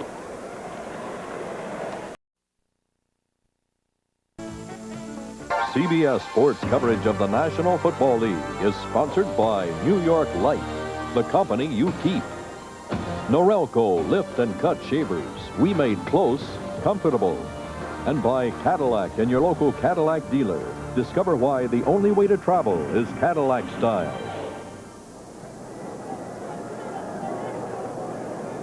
The sun has come out, but look at the wind.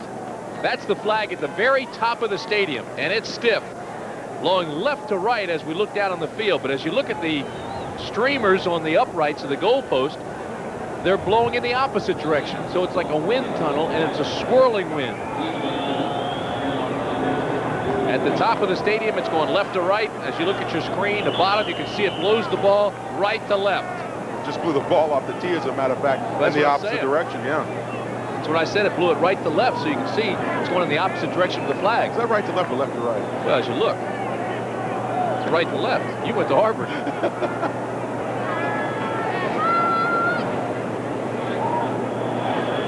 Deep for the Falcons, Deion Sanders and Keith Jones. Sanders short hops it, picks it up at the 10.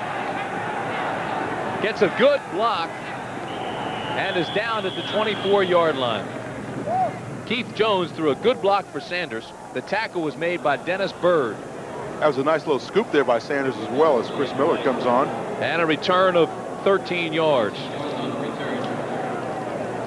Chris Miller has been ineffective today. You can see he's thrown the fewest interceptions in the league. 3 for the year with 8 touchdown passes. But today, he's only passed for 6 yards. And this is not one of the league's stronger defenses. As a matter of fact, it's last in virtually every category. Straight ahead go the Falcons. They gain a tough 2 yards. John Settle, the ball carrier. Boy, I didn't like the way that play started out, and I didn't like the way it ended up. You know, when you come back out for the second half, you want to see people popping off the football, both offensively and defensively. They just seem to lay on one another there. I didn't really see that spark that you usually come out with after a halftime talking to. Jim, you mentioned how bad that Jet secondary was, 28th in the league in terms of a total defensive package, and it's a wonder that Chris Miller hasn't been able to be a little bit more successful in the air against them today. Second down for Atlanta. Going up top again, incomplete. It was intended for Sean Collins. Talked about it in the first half, Tim. Why is Atlanta trying to throw go routes if your receivers are not outrunning the cornerbacks? It doesn't make any sense. If you try to throw a go route, it's got to be a situation where you get in tight man-to-man bump and run coverage, and then you want to get that receiver behind the cornerback. But here, Miller has time to throw the football, set up and throw it, but this guy's not open downfield. I don't care if it's Stacey Bailey, if it's Collins, whoever it is, they're not open downfield. A little contact there at the end of the pass, but it really kind of incidental because the ball was overthrown by 10 yards. 0 for 6 on third down conversions. They need 6 yards. Miller, pressure, and he's sacked. Dennis Byrd got there first. I talked to Wally Chambers, the defensive line coach of the Jets, and he said that Bird's one of those guys that really he's relying on to give him a pass rush.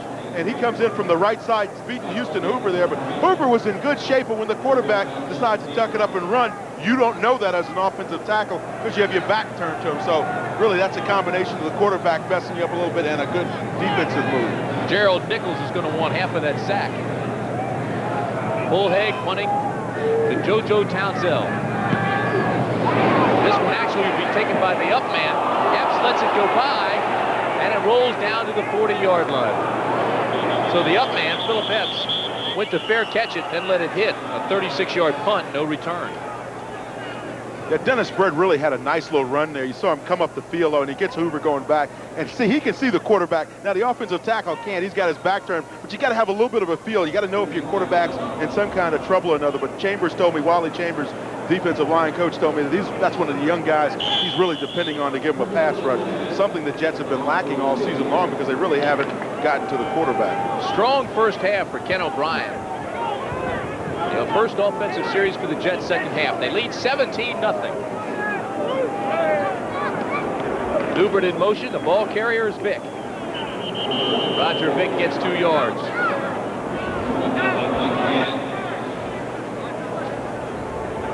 Tony Casillas working at his nose tackle position is one of those guys that got extremely good upper body strength, and he's working against a good center in Sweeney there, and Sweeney and Casillas kind of stack each other up in there. It's kind of a neutralization thing, and they both agree to disagree on the next play.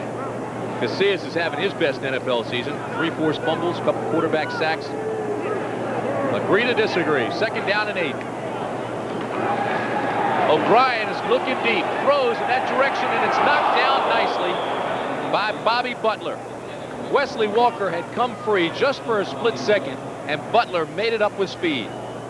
Well, Wesley, if he's going to run the route, probably wants to press Bobby into the inside of the field just a little bit more before he breaks to the sideline, because really Bobby Butler had a nice amount of time to read the play and then come back and react to it and make a great defensive play there. Did I see that right? Mikowski 17 for 19 for Green Bay. Woo! Talk about a Pro Bowl type year. Yeah, he's headed to Hawaii, certainly come the postseason. I think he's got a pretty good down payment for that first-class flight. O'Brien throws, has the completion. It's a first down. Newbert is taken all the way back to the 40 and thrown down rather rudely by Scott Case. But he got enough for the first with his forward progress. I don't think Keith Newbert was interested in Scott Case trying to help him up off the ground after he had dogged him all the way back to the line of scrimmage. A gain of 10. That's the second catch for Newbert today. Scott Case is coming back to health a little bit for the Falcons. They really miss him back there. You know, he went to the Pro Bowl last year.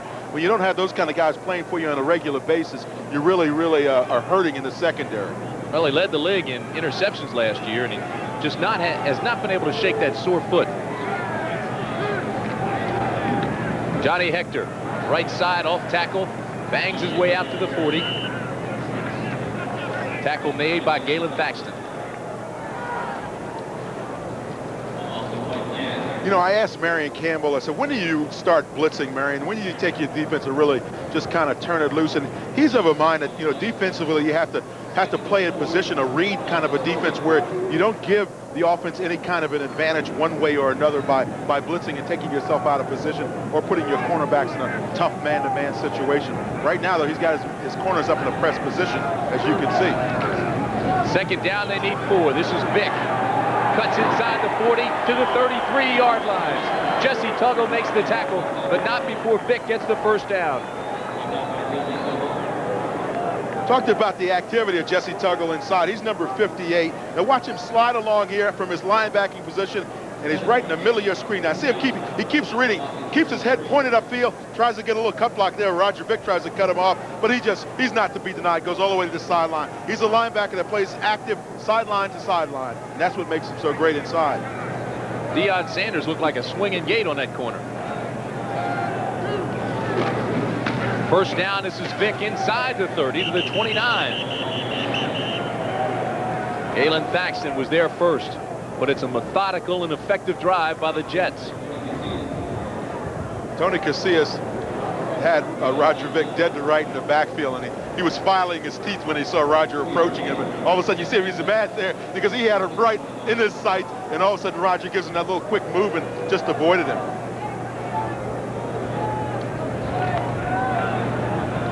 The Jet defense getting a good long rest.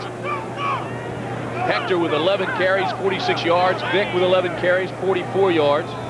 Second down and 6. Hector is met by Tuggle, and this time he gains maybe a yard, if that. See, with that time Atlanta tried to split out the inside, and it was open up inside. Had the two linebackers sitting inside. One of those guys that split out was Tony Casillas, and boy, he just got hammered on this play. That's going to happen to you sometimes as a nose tackle when they double team you there. You see Sweeney and Haight both come over. One catches you low, and the other one kind of throws you over to the side. Haight had 2 good blocks that time on that play, and that has Tony Casillas seeing red. Would that be because of his sun visor? Oh, my. Third down and 6 at the 29. Play action. O'Brien incomplete. Fine defensive play on the corner by Bobby Butler again against Wesley Walker. Kind of a combination, too. Andre Bruce rushed from outside that time, avoided the block of the offensive guard trying to block him. That puts pressure now on the offense to try to get the ball to Wesley Walker, and Ken O'Brien just didn't have enough time to set up and get it in there like he wanted to. So Pat Leahy comes on to attempt the field goal.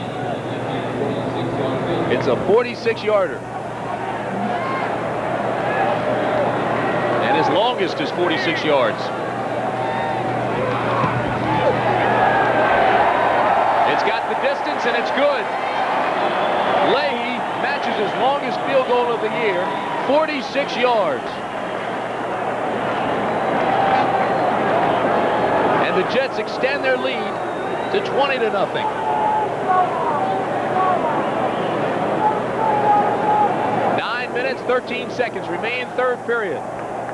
It's 20-0, Jets.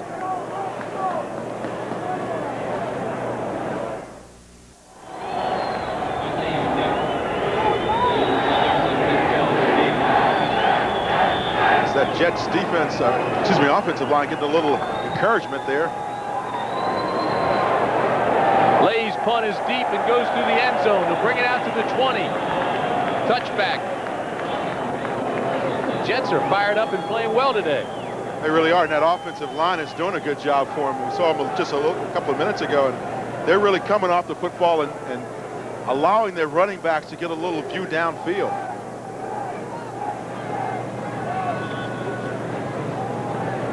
For those of you in the state of Georgia, game 2, you'll see the Bears and the Redskins from RFK Stadium. Both teams need to win badly. The Bears and the Redskins. That's Georgia only.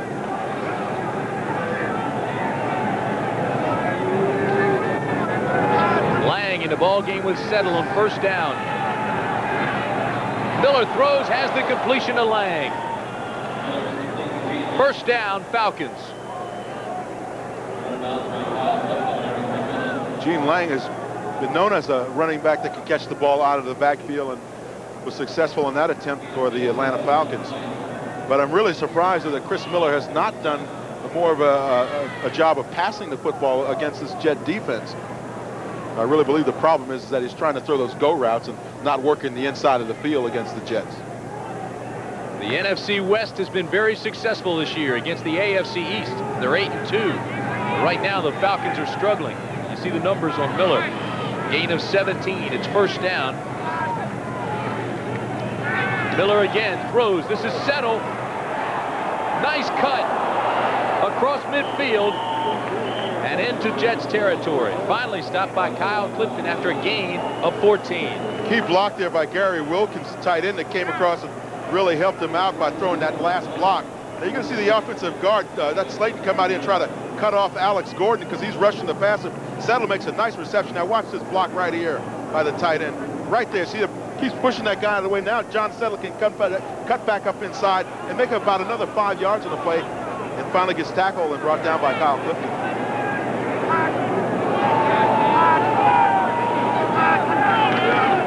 Three-step drop. Miller drills it. Dixon has the ball at the 43-yard line. So all of a sudden Miller starts to heat up. The stop made by Humphrey and Hasty.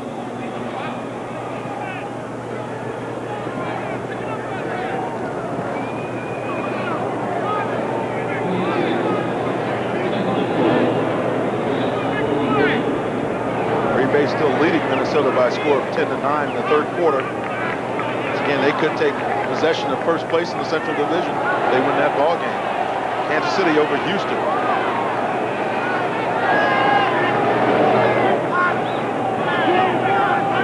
Second down and 4. Miller rolls, has protection, drills it to his tight end Wilkins, and Wilkins is down to the 26-yard line.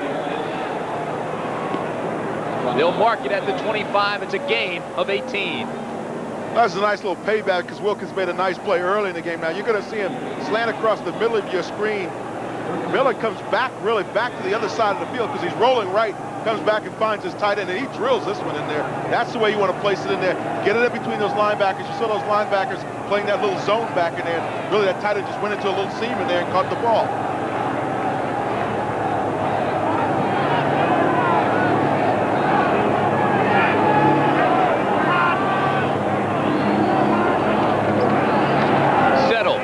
First down, carries 2 tacklers to the 21-yard line. Alex Gordon was dragging behind. And Freilich is in a fray here on the field with somebody from the Jets defense. They're going after each other pretty good. Freilich kind of completed that block, and somebody took exception to it. Hey, 56, do what he wants. Bill Freilich had a back spasms earlier in the week, and there's a question as to whether or not he was going to be able to play today, but he's out there and he's getting into extra playing time. Injured his elbow as well at practice and has that wrapped pretty tightly. 3-time Pro Bowler at offensive guard. Second down and 7. Miller has hit 4 passes in a row.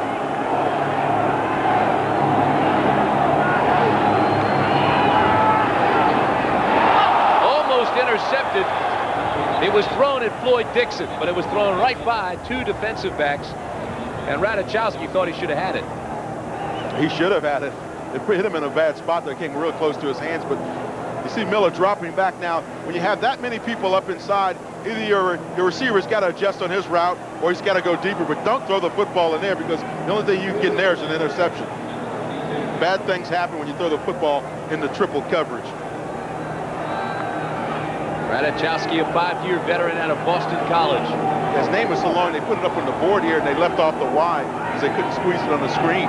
Bailey to the top of the screen. Haynes to the bottom. 6 defensive backs for the Jets. 3rd down and long. Miller throws.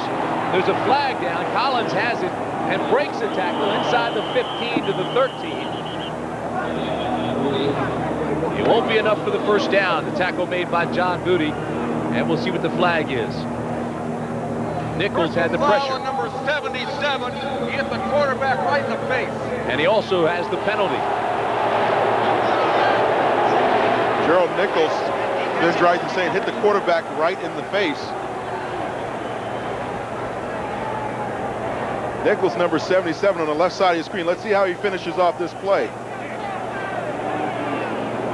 There's the approach, and there's the landing. Well, I don't know, he just got his hand up in there and went up to the quarterback to try to block his vision right at that point. Nichols' head is down because he's rushing the passer. That's a tough call. That's a very tough call. Well, the bottom line is it'll be a first down for the Falcons. And they'll mark it off inside the 10.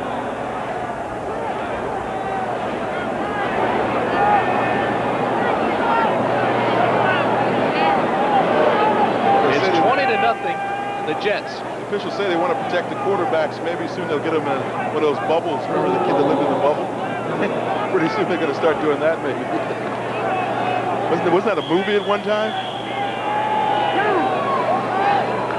I'm not sure. 5:50 remaining 3rd period. It's 20-0. The Jets lead. Tim Brandt and Dan Jiggets with you at East Rutherford, the Meadowlands. This is Settle left side to the 1-yard line. And I can't tell if the flag is down or if it just fell out of the pocket of the umpire, but Floyd Dixon picks it up and hands it back to him. So was you just practicing or what?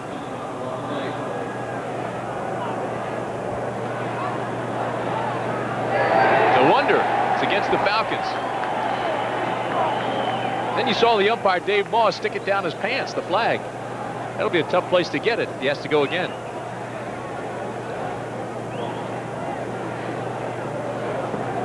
Number 67 on the offense. Hands to the face. That's a 10-yard penalty, and it's first down. Hey, Ben Dright's getting rather emphatic with those calls.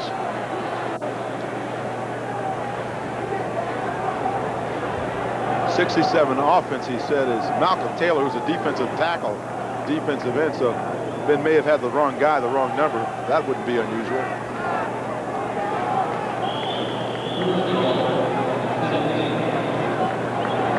So it'll bring up first down and goal at the 16.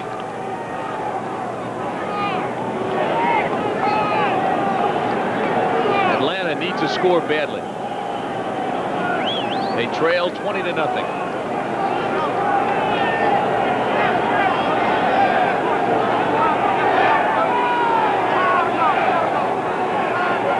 Wilkins in motion.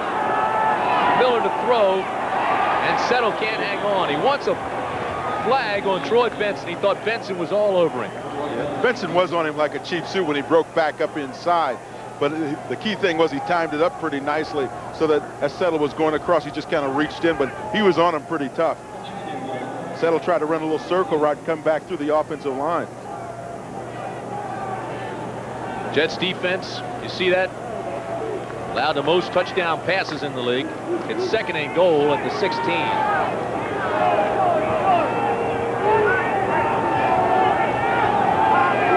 Jets have not had a shutout since 1982.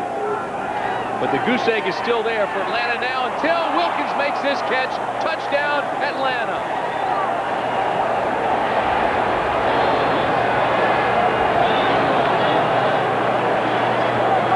And there is a flag.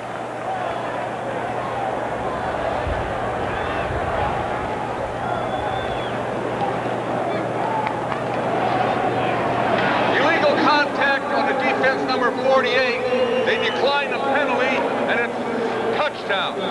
So Bobby Humphrey's penalty is declined, and the touchdown stands. Key there, Gary Wilkins, watching from his tight end position, runs a little streak route there, just goes right down the field. Good escape off the line of scrimmage. Alex Gordon, number 55, is the guy that's supposed to stay with him off the line of scrimmage, but he never does. He just lets him drop. Maybe he thinks he's got zone, but the only zone that Wilkins had was the end zone.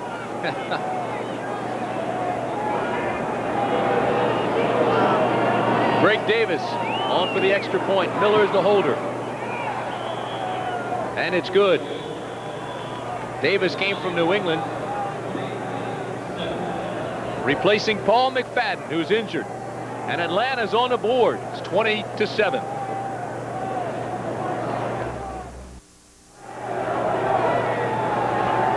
Falcons score because the tight end is not covered downfield.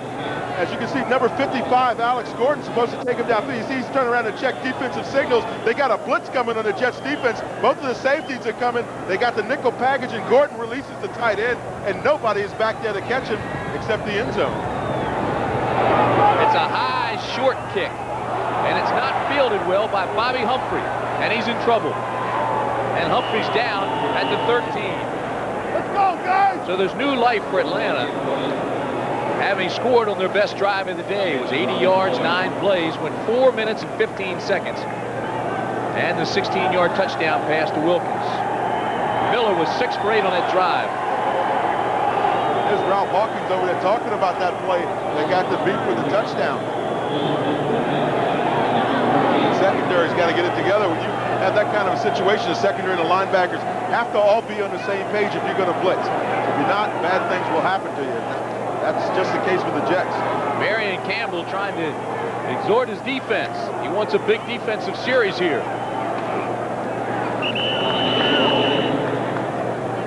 Out to the 16-yard line. Gann makes the tackle on Johnny Hector. Giant Stadium, East Rutherford, New Jersey. Tim Brandt, Dan Jiggins with you today. It was all Jets in the first half, but Atlanta's come out with their best drive of the day to make it 20-7. We've got 4 minutes and 20 seconds remaining in the third period.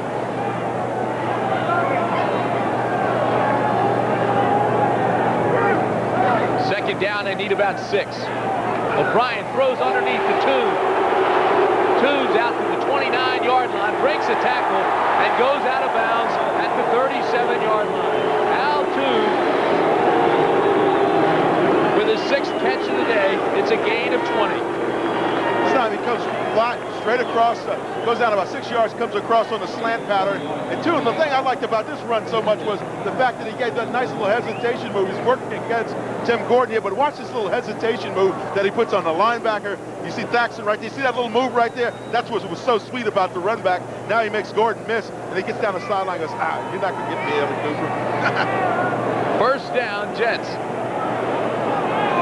You liked that, didn't you? Oh, yeah, that was a nice run. He's having a fine day.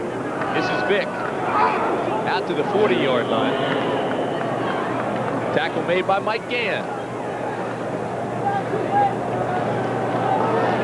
Andre Bruce is in the game at his outside linebacker position, and earlier in the week, he said he was going to fight everybody he had to get his starting position back. You know, when you're #1 draft choice, the first guy chosen, there is a lot of pressure on you. And it's always a question as to how these young men deal with that. But one of the ways you can deal with it is to take all of the other stuff out of the way, you know, the learning process and all the rest of that, and just allow a guy like Andre Bruce to kind of tee off on a couple of people. That gets your confidence level back up. That makes you feel good about yourself. Second down and 7, and Vick is hit immediately. Oh, what a defensive play by the entire front of the Falcons. They came and came hard. Galen Thaxton came with the pressure first, and he was followed by a whole host of Falcons. When I mentioned his name to Marion Campbell the other night, Marion got real excited. He said, this kid plays well for me on special teams, and he's a young guy, but he's really come a long way in terms of playing aggressively. Minnesota moving in front of Green Bay 16-10.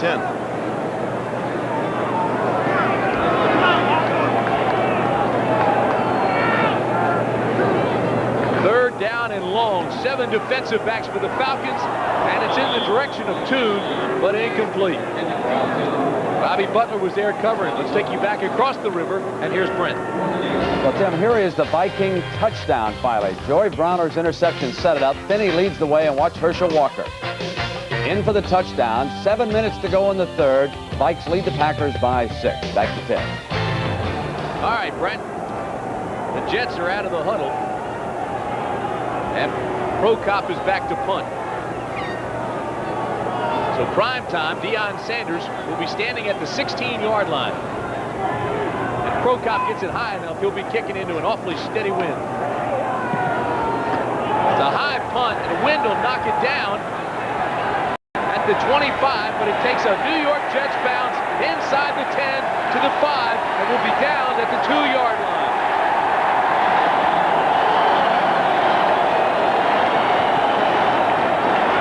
A 60-yard punt.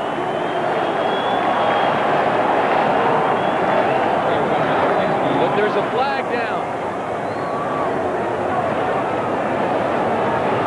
Boy, did Prokop get a break. The wind just stopped it in midair and slapped it down, and it hit right on the nose and got a tremendous Jets bounce. But now they'll bring it back. Here's the There's a call. late flag on number 51 for hitting the back leg of that kicker. The back leg. That's called a Marcus Cotton. As you can see, he doesn't believe that one. He's not buying it for a minute. All right, well, let's take a look at it. We'll find out if he's guilty or not. This Prokop as he gets rid of the kick. Now watch. Let's see if we can find Marcus Cotton, number 51, getting the back leg of the kicker. Oh, boy. Come on. Oh, I don't know about Come that. on. That's weak. Ben Drake. Well, it doesn't make any difference because the ball is going to be marked at the 1-yard line after that punt.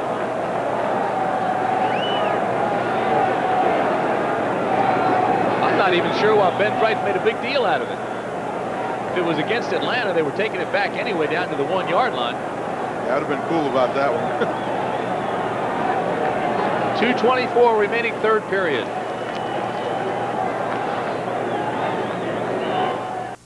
They're undefeated, but still unheralded.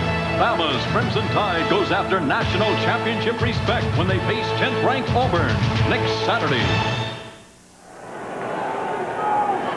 That should be a fun game to watch. Alabama-Auburn.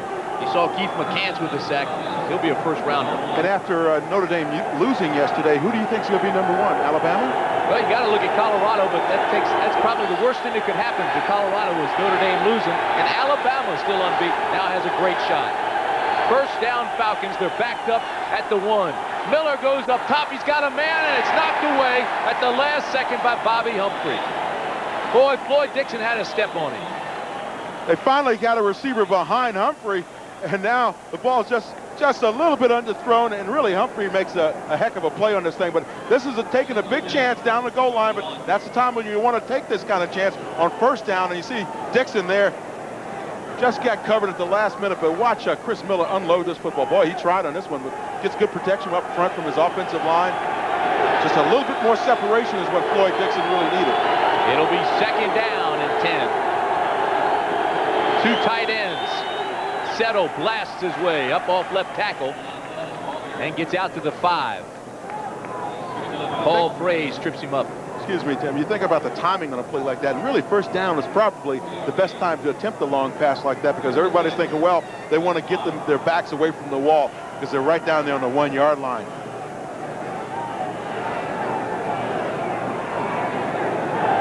It'll be third down and 6. The ball right on the 5-yard line. Dixon and Collins both go to the same side, bottom of the screen. 6 defensive backs now for the Jets. Play action. Miller throws, incomplete. Wilkins got a hand on it. It would have been enough for the first down, but he can't hold on.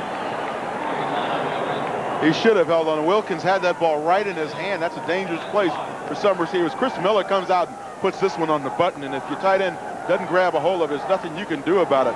But he puts a rope on this one. That's right to the tight end. See, and Wilkins has got to be able to catch that ball. He knows it. So now the pressure goes to Scott Fulhag, the punter. It's the 7th punt for Fulhag today. He must be getting leg weary right now. He's been having a tough time with it. His last one was 36 yards. You saw a look at JoJo Townsell. It's a high knuckleball. Townsell fair catches it at the 37-yard line. So a 32-yard punt, no return. It was 1:22 remaining, third period. The score remains the same, 20-7, Jets.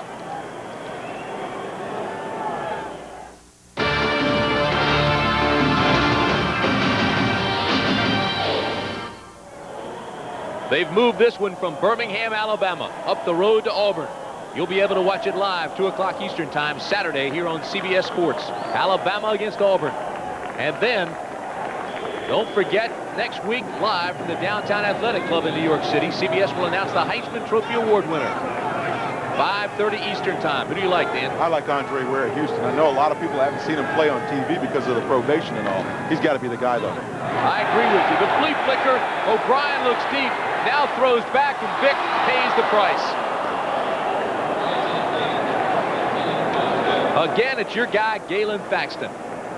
He delivers a shot that time to Vick, and Vick probably went back and said, hey, look, next time you throw that pass to me, I'm going to get the Courage Award because I got hit in the back pretty hard. Now, he gives it back to Kenny here on the flea flicker. Now, Kenny's going to roll out. There were 2 guys coming back, 2 receivers, but when you hesitate like that on a flea flicker and then throw it high, that's when you're really going to get in some trouble downfield. 2nd down and 10, Jets. That's Wesley Walker in motion. O'Brien now looks back and throws it to Toon, incomplete. This is an important defensive series for the Falcons. If they can stop the Jets here and really post up on them, I mean, make it tough for them right here and get back in the game offensively, then you can expect some good things to happen for them in the 4th quarter. If they allow the Jets to go down and score here, they might as well shut the door and go home. Kansas City whooping up on Houston. You saw that score. And there's a concerned Joe Walton. He's been around the Jets long enough to know a 20-7 lead is not safe heading into the 4th period. 3 wideouts now for O'Brien. 3rd down and need 10. They're going deep to Walker, and there's going to be a flag. Scott Case pass interference. I'm not so sure if it's going to be against Scott Case, though, because you saw the receiver, Walker, pushing Scott Case. He tried to slow up to get back to the ball and kind of did a basketball deal in front of him. Case hurries up over to Marion Campbell and tells him that he's innocent. We'll wait for the call. I thought it should have been on Case. And it is.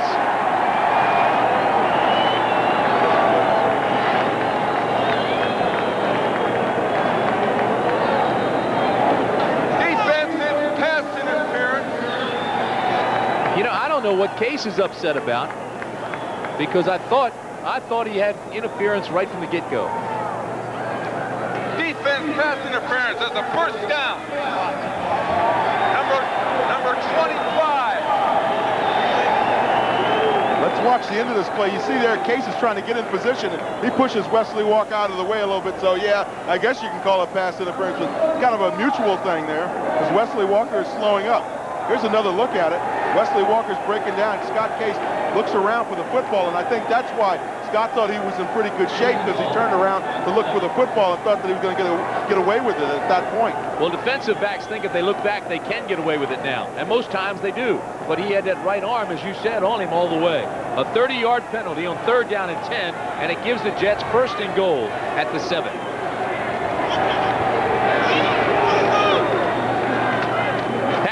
Right side, follows a block, cuts in to the 1-yard line. Tim Green finally stops him. See how Johnny Hector got in there behind that big offensive line and just kind of hit himself. He was doing a lot of moving and shaking in there, but the whole time he was standing behind his offensive line. Now watch that line up on the left side of your screen. Watch Hector come back up underneath there. Good blocking up front. That really kind of clears the way for him. Now see, he stays behind him, and now he breaks out in the corner. If you're about 5'10", 5'11", you can hide behind those 6'7" guys.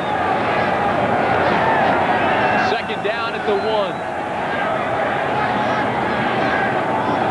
Hector, right side. Touchdown, New York.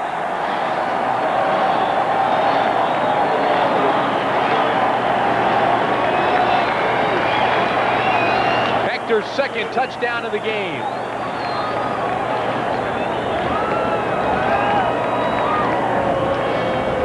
Johnny Hector got a 600-pound escort outside with Cadigan and Reggie McElroy pulling outside. Now watch McElroy, 68, come out. He's the lead block on there. You see Dressel, the tight end as well, helping him establish that corner and getting Johnny Hector into the end zone.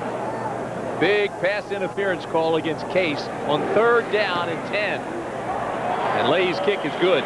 Quite a nice birthday present for Johnny Hector. He turns 29 today. See, he told us it was his birthday, but he wouldn't tell us his age.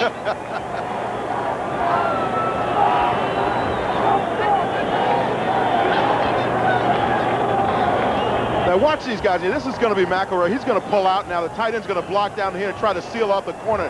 Now Atlanta does a pretty decent job of trying to string the play out.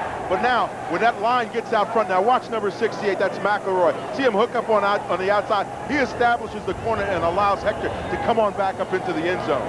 And all you got to do is get a little corner in that end zone, and it's 6 points. 27-7, the Jets. And as you look ahead, this is what's coming up for New York. They travel out to San Diego. They play the Steelers, then out on the West Coast before they end up here against Buffalo.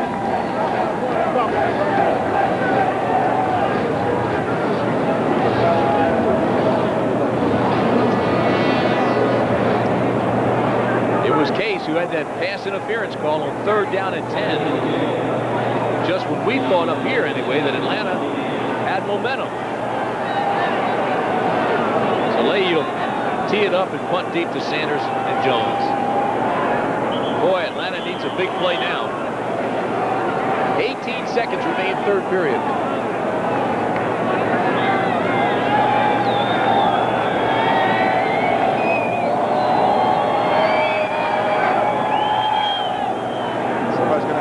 Ball for Leahy. That's exactly what the Jets do. I think Phil Betts is going to go out there and hold the ball for him so we can get this game back underway. It's an old schoolyard level. I can't remember seeing a wind like this blowing so hard up at the top of the stadium and then blowing the opposite direction on the field. It's a knuckleball. The up man can't handle it. And a return by Keith Jones out to the 28-yard line. 9 seconds remain, 3rd period. A 19-yard return. And bring on Chris Miller. In order for the Atlanta Falcons to get back in the game now, they have got to start throwing downfield. But I think the one thing Chris Miller really has to do is start using the whole field instead of using just simply his wide receivers going on those fly patterns. He's got to start crossing his people downfield a little bit, getting them going across the defense of the Jets, because everybody's been able to throw on them, so I don't see how come Atlanta can't. Last play, 3rd period. Miller on 1st down. Looks across the middle, now throws to his back leg, incomplete. Coverage by James Hasty. Hasty was doing a little talking too after he made that coverage. Lang, number 33, is going to slide out a little circle route here. Miller finds him over there. He's in pretty good shape to catch the football. It's a little high, and when he has to turn his back and stretch out for it, that's when you know you're going to get hit in the ribs. So you kind of bend down a little bit just before that guy hits you, and when you bend down a little bit, that's when you miss the football. I guess I was a little hasty. Saying it was the last play of the 3rd period. Nice play by James Hasty. He'll draw it out a little bit longer. Miller, backside pressure, will be sacked. Stallworth got there, but there is a flag down.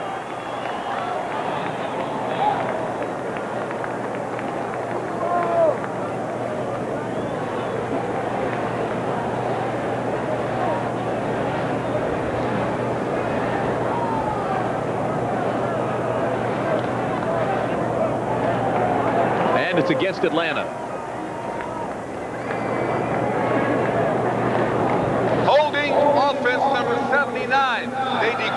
a penalty. It's third down.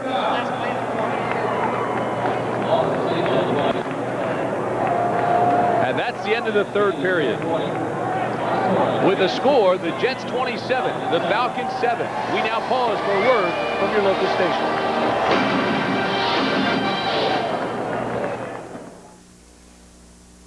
CBS Sports coverage of the National Football League is sponsored by Miller Genuine Draft. Cold filtered for real draft taste, so tap into the cold. Levi's Dockers. If you're not wearing Dockers, you're just wearing pants. And by Ford and your Ford dealer. Have you driven a Ford lately? Loss of 6 on that last sack to end the third period, so it'll be third down and 16. It's 27-7 the Jets.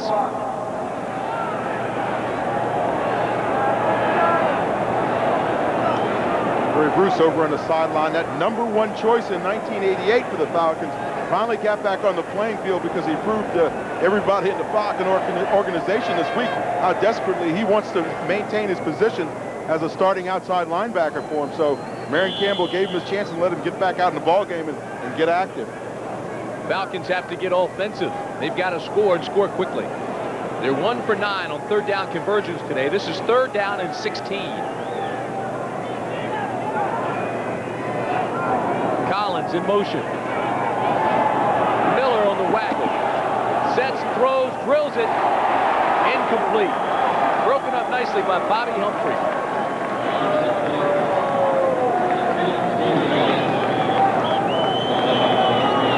So Chris Miller trying to roll out, a little rolling pocket there, sets up outside on the waggle and just could not force the ball in there. He really tried to force it as well.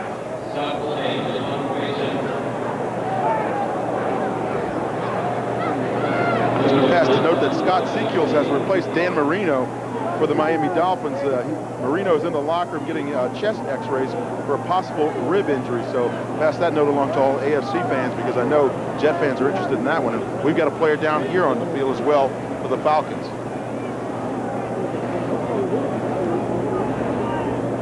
Look at some of the other scores. Buffalo winning. San Diego and Indianapolis tied. 14:53 remaining in the ball game here at the Meadowlands. It's 27-7 Jets. Tim Brand along with Dan Jiggins. And the injured player is Stacy Baylor, the wide receiver who went out of bounds when he tried to catch that pass from Chris Miller. Now watch at the end of this play, he really gets popped, and I think it may be Hasty, number 40, that really got a shot on him, and that put him down on the turf.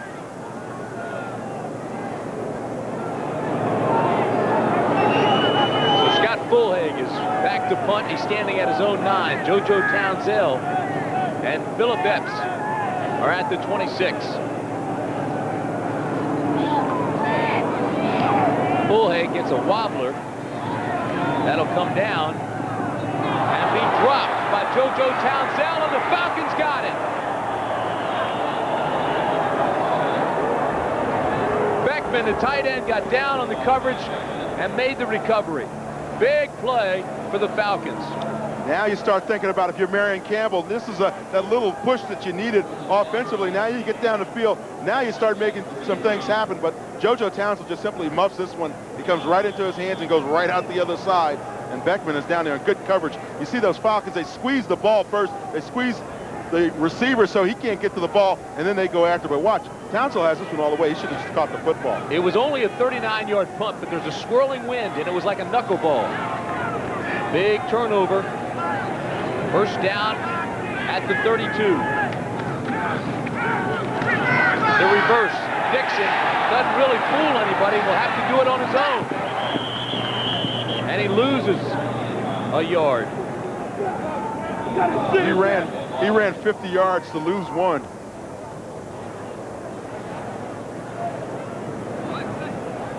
The Falcons are up top, near the top of the NFL in takeaways and giveaways. You see they're +9, but they really haven't taken advantage of those in terms of going in and scoring when the defense is taking the ball away for them. Suddenly the offense doesn't come in and really, put on a show like they need to. No question about it. Just look at the other teams. Philadelphia, Cleveland, Houston, the Giants, all winners. And Atlanta's not. Second down and 11. Miller, quick drop, goes up top. Incomplete. It was intended for Floyd Dixon and just barely overthrown. Radachowski and Humphrey with the defensive people. Giant Stadium, East Rutherford, New Jersey. Tim Brand along with Dan Jiggets. We've got 14 minutes, 30 seconds remaining in the ball game, and the Jets, with a 2-9 record, lead the Falcons 27-7. The Falcons 3-8 on the year. Both coaches have been barraged and besieged by controversy because of the losing records. It's a big game for both coaches. Third down and 11. Miller goes up top. And it's incomplete. Almost intercepted by Eric McMillan. That time the Jets were coming with a blitz, and the result being that when you blitz, you got to pick people up man to man. You see the blitz right up inside. Number 20, that's Leander, I believe. Now he's going to back out of it, but they do have an outside coverage coming, outside pressure. As a result, McMillan's going to play back deep in the field, but he plays off the motion man and just stays in his area and makes the play. Almost has the interception. Great pressure on the blitz from Kerry Glenn. Miller now 8 for 24, but he's missed his last 6 in a row, Dan. They're going on 4th and 11.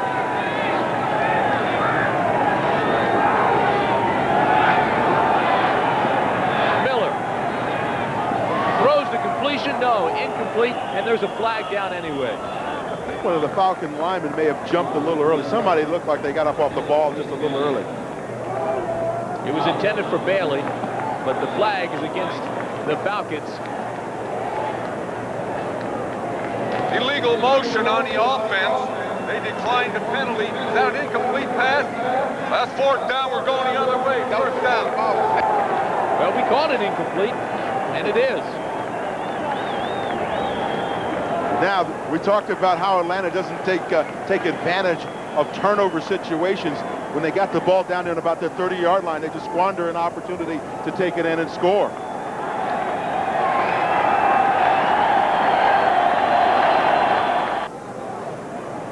14-18 remaining in the game. Hector with 2 touchdowns for the Jets. New York has dominated time of possession and total yards. It's 27-7, the Jets.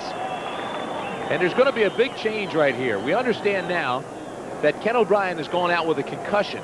He received it early in the game, still has headaches. They've taken him out of the game, Dan, so now Ryan comes in. And this is a good opportunity now for Pat Ryan to come in and kind of get himself back in the groove as well as at the quarterback position for the Jets. Ryan, 12-year veteran out of Tennessee. O'Brien leaves 17 for 29, 117 yards and a touchdown. Roger Vick off the left side is hit by Tim Gordon. O'Brien was actually hit hard in the first half. First quarter, he went down, had a tough time getting up in the second quarter one time. So he took his licks, and now they remove him from the ball game. Comfortable lead, though. 27-7. And now it's time, it really is time to have a Ken O'Brien over on the sideline anyway, you know, kind of kicking back a little bit and enjoying the fruits of his labor, because his defense has done a good job today of taking the ball away and doing things that they needed to do to stop the Atlanta offense. And offensively, his offensive line has blocked well in the running game. So, well, why not put Pat Ryan at the controls and let him get a little playing time? 2nd down and 7. Ryan avoids the flag thrown in the backfield, has the completion to Toon. Boy, he almost had to sidestep the flag. It was coming right at him. You know it's going to be brought back, but you have to appreciate the catch by Al Toon. What an effort. It almost looked like he grabbed it with one hand, but he made a stab at it with both hands, and then he puts it in one hand and tries to do the little Ole move. Number 66 on the offense grabbed the face mask. That's a 10-yard holding penalty, and it's 2nd down. 6th penalty against New York. Dave Cadigan was the offensive lineman call there, but watch this move by Al Toon. Just sit back, relax, and enjoy it, because this is a master at work here. Watch that grab. That's a beautiful grab. Now watch that. One hand, he does that little Ole move inside. Now Bobby Butler does a good job of staying with it, but I think even Bobby appreciated that one. That flag could be a little bit disconcerting to the quarterback. Came flying right by him when he set the throw. Cadigan is another one of those young guys that the Jets are really relying on to start playing like the press clippings that he had coming out of college said he would.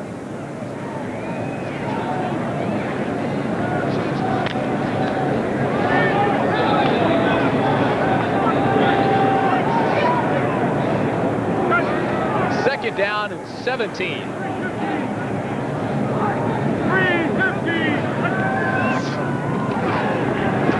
Ryan has time, has this pass batted down. Andre Bruce almost intercepted it. But Andre Bruce shouldn't have touched it because Bobby Butler broke back on the ball. Bobby's still sitting down at about the 30-yard line. He had the ball all the way. He was headed to the end zone, and then Andre knocked it down. He made a nice play.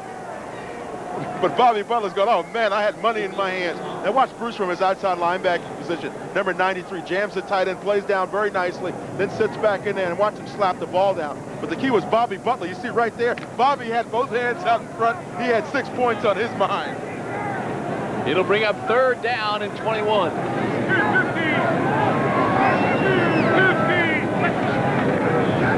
Ryan gives it straight ahead. Factor breaks a tackle, and he's out to the 37-yard line. It will not be enough for the first down. They'll have to punt. And again, tempers flare. Flags are down. I saw Ben Thomas just throw a punch inside. Evan Cooper's down on the ground, but we got a major melee going on in the middle of the field. Somebody get some hot water and throw it on him. I don't think anybody's going to get hurt in that, but there is a player down upfield. I see Case arguing with Cadigan, and that's kind of a little mismatch in there. Somebody might have just told Dave that you got to leave those defensive backs alone. That's a personal foul on number 66 of the Jets, and he's ejected from the ball game. So say so long to Dave Cadigan. He's gone. Yeah, he'll be walking with a limp because that's going to cost him a little money. That pocket's going to be a little light.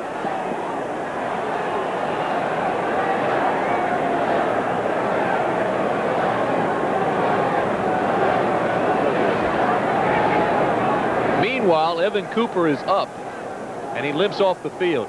Cooper was shaken up during that tire melee, but he was not anywhere near the fighting. He was upfield at the 45.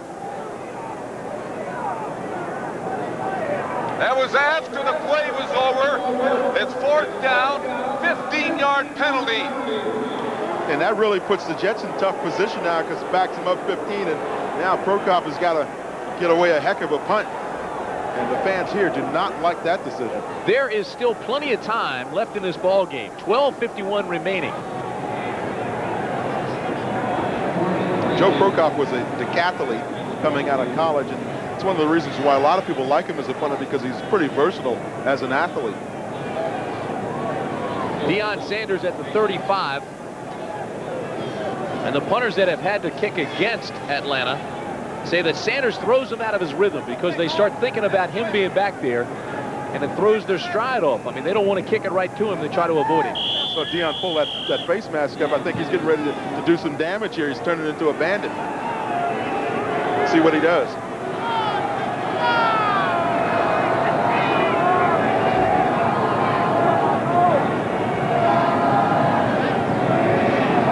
Play clock still at 13. Ball. Sanders at the 40. Gives ground, drops the football, gets it back. So he'll lose a yard. A 36-yard punt, -2 on the return. Werner stripped it. Greg Werner was the guy that knocked the ball out of there from Deion, but here's Dave Cadigan kind of tying it up with that Atlanta defense. And that's what he got ejected for. It looks like he's got a handful of face masks.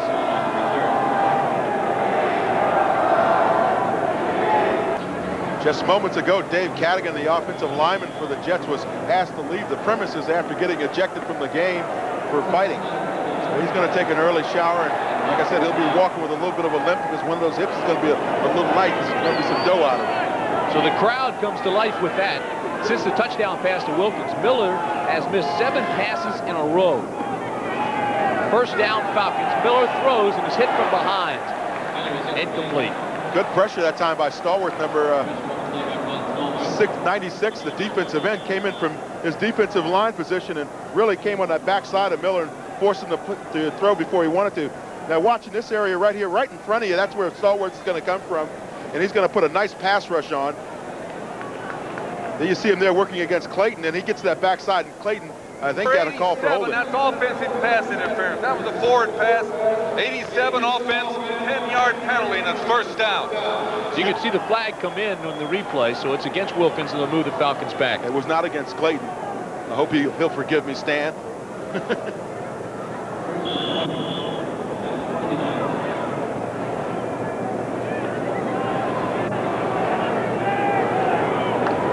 We're telling you what a great day Mikowski is having for Green Bay. Just threw another touchdown pass to Sterling Sharp. It's 2016 Green Bay. First down and 20, Falcons. Miller this time has time and throws the completion to Sean Collins. Collins has run out of bounds at the 43-yard line. Right now, let's take you back to the studios and Brent Musburger. Brent? And Tim, at the other end, Sharp has now caught 10 for 157 yards and 2 touchdowns. Watch the power at the goal line. Now, that's one of the reasons why the scouts really like Sterling Sharp. He beat up Browner at the goal line for that touchdown. 2016. Let's go back to Tim. And Brett, how about the day Mikowski's having? Been red hot. Pro Bowl year, no question about that. 27-7 Jets. Second down, call it 6. Miller again has time, and Settle can't handle it. Boy, you can't put it any better than that. He put it right out there for Settle. You know, it's one interesting thing when they look at quarterback statistics. Another statistic that they should keep is when the balls are dropped. Those should not go to the detriment of a quarterback, because if receivers and running backs are dropping balls, that hurts a quarterback's his rating, and really it's the fault of the receivers. They've got to catch the football when it's thrown at them. We're in an area where they can catch the ball. You got to make them. That's what you get paid to do. Boy, the Falcons are really out of sync. That's at least 4 drop passes today. Miller now just 9 for 27. Third down and 6. Drills this one, has the completion. It's Collins inside the 30 to the 27-yard line. Kyle Clifton makes the stop. Gain of 29 before Kyle Clifton can get him.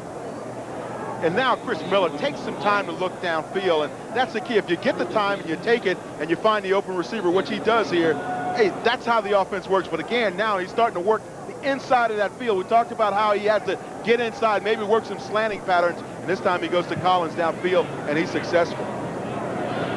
Dixon comes to the bottom of the screen. Collins to the top. It's Jones and Settle in the backfield. Miller's got pressure and throws an interception. Mercereau, I think, was shocked when Miller threw the shuffle pass. The pressure came from Ron Stallworth, and that's a poor pass by a young quarterback. And Mercereau in self-defense grabbed the ball. It looked like a little shovel that he's trying to come back along the line of scrimmage and flick it back to his running back. But as you can see, it's going to come right to your right-hand side. Watch Miller come back. He drops back. Now he rolls out on a sprint. Stallworth is after him. He tries to pitch the ball underhanded. And really, the only guys that are up there is his offensive line and maybe Gene Lang, but he's really, Keith Jones, but he's really not in a position to catch the ball. Another look at it. Stallworth, 96, goes on that hard inside slant, chases the quarterback, and now Miller flips it up, and Mercereau is in a position. Mercereau's in a position to intercept it, and he does. Boy, that's a terrible pass by a young quarterback. First down, Jets. Vick back to the line of scrimmage, spins for a yard. Mike Gann will get credit for the tackle. Well, here's the bad news. More than 36,000 no-shows. The attendance, 40,429, and that's the second smallest attendance since the Jets moved to the Meadowlands. Doesn't even look like the folks that are here are watching the game. 10 minutes, 40 seconds remain.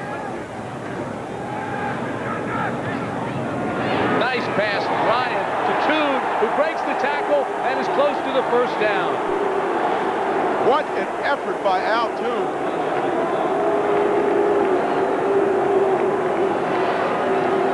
Once again, he runs that stop pattern.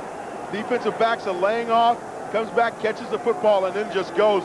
That second effort's what really did it. Left side of your screen, Al Toon is, Pat Ryan's going to drop back, a little semi roll out there, finds Al Toon on the stop. Now watch this little effort right here. You see Deion Sanders come over the top. Altoone's not finished yet, though. Gets that hand down and tries to get the first down, and indeed he does. A gain of 9. He was watching it on the big screen. He wanted to take another look at it just to kind of appreciate it. He's trying to get in double figures again in terms of reception. 5-year veteran showed the rookie a thing on that play. Again, they go out with the quick pass. This time it's to Townsell, and he's up near the first down marker. Again, it was thrown in the direction of Deion Sanders. See, what you do is if you get a young rookie at the corner position and you keep working him on those short stop routes, now all of a sudden he tries to bite on one of them, and that's when you give him the stop and go. You turn the receiver up, preferably an Altoone, and you let him fly down the field. Because if you get that cornerback coming up and reacting up, thinking that he's going to be in position to make the play, that's when things are available deep in the end zone. Crowd starts to chant Deion.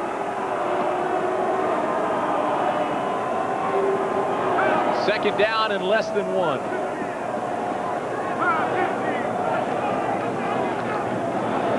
Johnny Hector, right side, gets the first down. Andre Bruce trips him up. Yeah, but the carriage on that play was really by Bobby Butler, number 23. He comes up, and he's got to face Reggie McElroy, who was coming around the corner. And Butler did the smart thing by coming up and getting low on the big guys. So if you come up there high, you're going to get taken out, and you're going to end up being roadkill. So what you do is you come down low and submarine him, and that's what Bobby did from this corner position. Here's big McElroy now. You're sitting out in that corner, you weigh about 180 pounds. You don't want to face him when he's got a full steam ahead up in bad intentions. Don't forget, those of you in the area of the state of Georgia, it's Chicago and Washington coming up in game 2 following this one. First down, Jets. Flags fly. Hector has a blocker, cuts back in, and will lose 2 yards. The ball's on the ground, and the Falcons recovered it.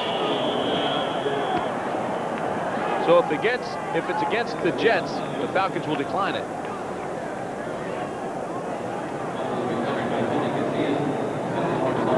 You see the dejection on Joe Walton's face because he knows this one is going against him. Illegal motion on the offense. They decline the penalty. Fumble. First down the other way. The strip was made by Deion Sanders, and a recovery by Tony Casillas. Primetime heard the cries of the crowd and answered them back. Now he's going to watch it. Yeah, he's looking at the big screen, too. Everybody's becoming a viewer today. Including Warren Moon. If you've been following the Kansas City-Houston game, Houston now trails 34-0, and Warren Moon's been benched due to his ineffectiveness and replaced by Cody Carlson.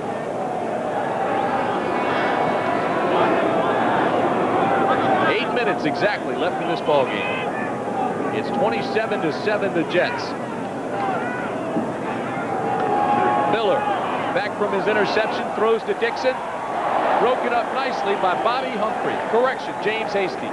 What a play by Hasty. You saw him close very quickly on the receiver and slap that ball away. Talk about closing speed with defensive backs. Watch Hasty close on this ball and making just a great effort by reaching up there and slapping the ball away. That's what you ask out of your cornerbacks. Now watch also, he gets inside help later on, but that was just his play all the way, and he made a great one. So Hasty heads back toward the huddle, and it'll be second down and 10 for Atlanta.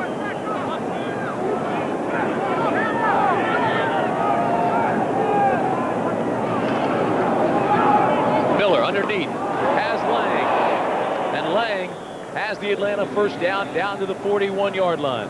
See, that's the area of the field where I think it makes more sense for Atlanta to work in, because if you got the linebackers dropping back in that zone, then there's going to be seams open and available for you in there. But every time you try to send those receivers down deep on those street routes, they're not going to be open because they're getting help from the deep middle 2 guys, and they're just dropping back. The safeties are dropping back, helping the corners. Gain of 12, first down to Collins, incomplete.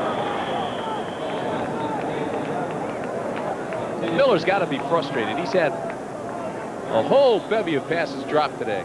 Yeah, well, you can understand why that one's dropped when the receiver comes across the middle and it's thrown high. Those receivers kind of get a little anxious about going up in the air, but that's their job. You come across the middle, catch the football. If not, you make your quarterback look bad, your offense looks terrible, and people don't want to see it. Here it is coming across the middle one more time. See, ball's a little bit high, but it's catchable, no question about that. You know you're going to get tagged, so you might as well catch the ball anyway. That time, McMillan just lays a shot on it.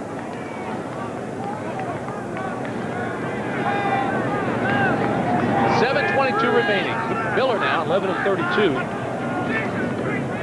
He'll try it again on 2nd down and 10. To Collins, 1st down Falcons. Sean Collins does a nice job that time, come back and catching the football. Young man who went through a lot of tough times early in his lifetime and has really done a great job, I think, of hanging in there and keeping the kind of personality that I think that even his parents could be proud of.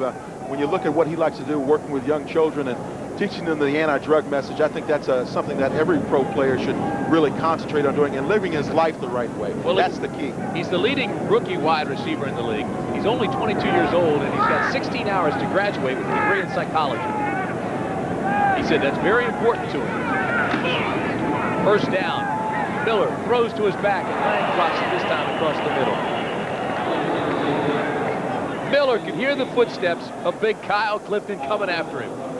Kyle was definitely in on the hunt, but Gene Lang had that ball available to him to catch downfield, and he just missed the ball. He just dropped the ball. Again, going into that category of dropped balls rather than tagging the quarterback with that kind of a stat. I'm sure these guys don't want to hear us say it, but there's no question in my mind the Atlanta Falcons coming across the middle today have their heads on a swivel. They're looking for the tacklers and not the ball. Like those robots, you know, where they keep spinning around. But you can imagine, too, it's been awfully tough on this Atlanta Falcon ball club with all that's happened in the week with the loss of Ralph Norwood, their offensive tackle. 2nd down and 10. Collins makes the catch, gets down to the 25-yard line. Clock down to 7 minutes. John Booty made the stop.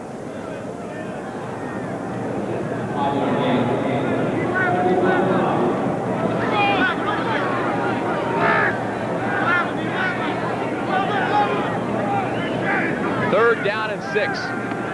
Miller has pressure coming in the middle, feels it and throws. This time it goes right through the arms of John Settle. He has Settle and Lang open to the same side of the field. It looked like they were trying to flood that area. Maybe somebody ran the wrong route, but he really had the ability to throw to either one of them, and it appeared that neither one of them wanted to make the catch. And watch as they come down. Both backs are going to end up over in this area, coming over one short and one deep. And really, Miller has an opportunity, as I said, to go to either one of them, but neither one of them can catch the football right now effectively. You see the underneath and over the top, and it almost goes to both of them. It'll bring up 4th down and 6. And obviously, the Falcons have to go for it.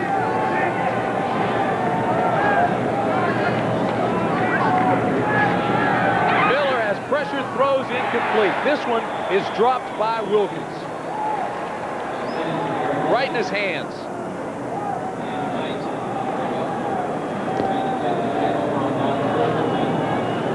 Well, there'll be a lot of pressure on Marion Campbell after this one.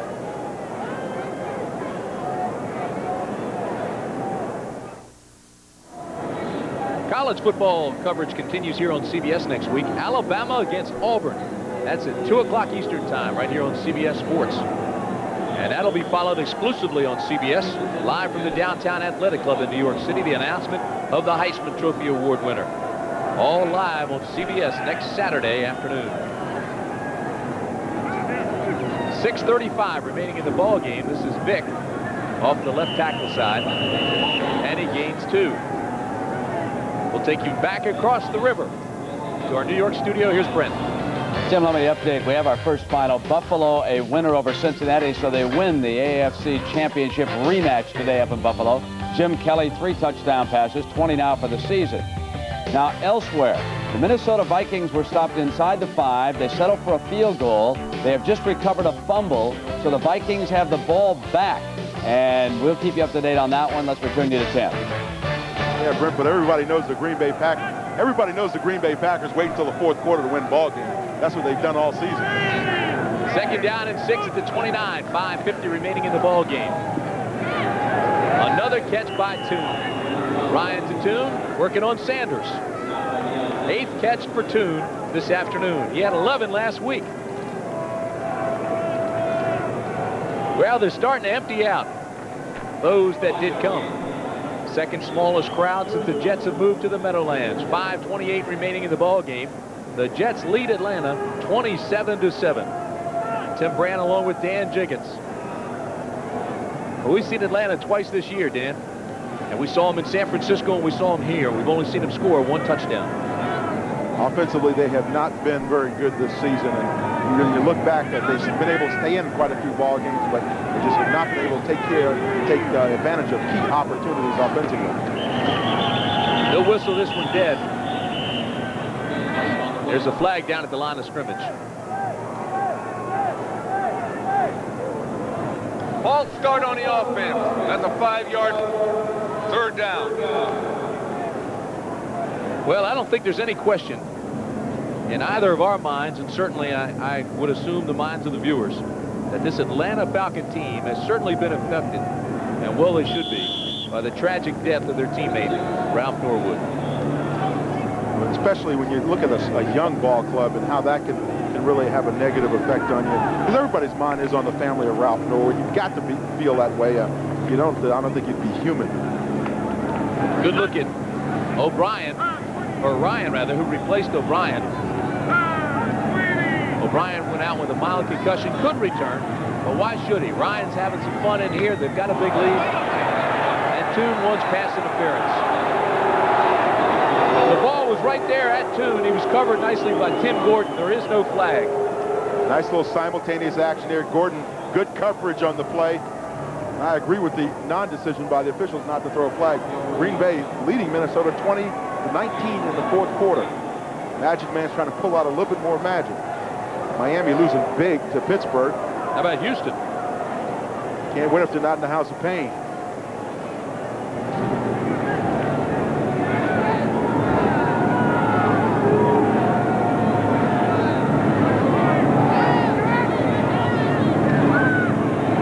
Prokop gets off a knuckleball that will be taken by primetime Deion Sanders at the 40 and return it to the 49-yard line. Well, the Jets are about to win their first game at home, Dan. They were 0-5 here. This really takes some of the pressure off of Joe Walton. I think people now will start saying, well, maybe let's see what he can do if he gets everybody healthy and gets his young people back on the field again. And certainly it takes a lot of pressure off the offensive and defensive staffs as well for the Jets, because everybody played fairly well today. Granted, it was against an Atlanta Falcon team that was struggling, but at this point in the season, when you're 2-9, you'll take the wins any way you can get them. Coming up next, game 2 of the doubleheader, Chicago against Washington, for those of you in the Georgia viewing area. So after that 32-yard punt, 9-yard return, it's first down, Falcons at the 48. Jones out to the 37-yard line. No huddle. Hurry up offense, 4:30 remaining. Jets, of course, in their nickel defense. 4 down linemen rushing the ball, rushing the passer. First down, batted down.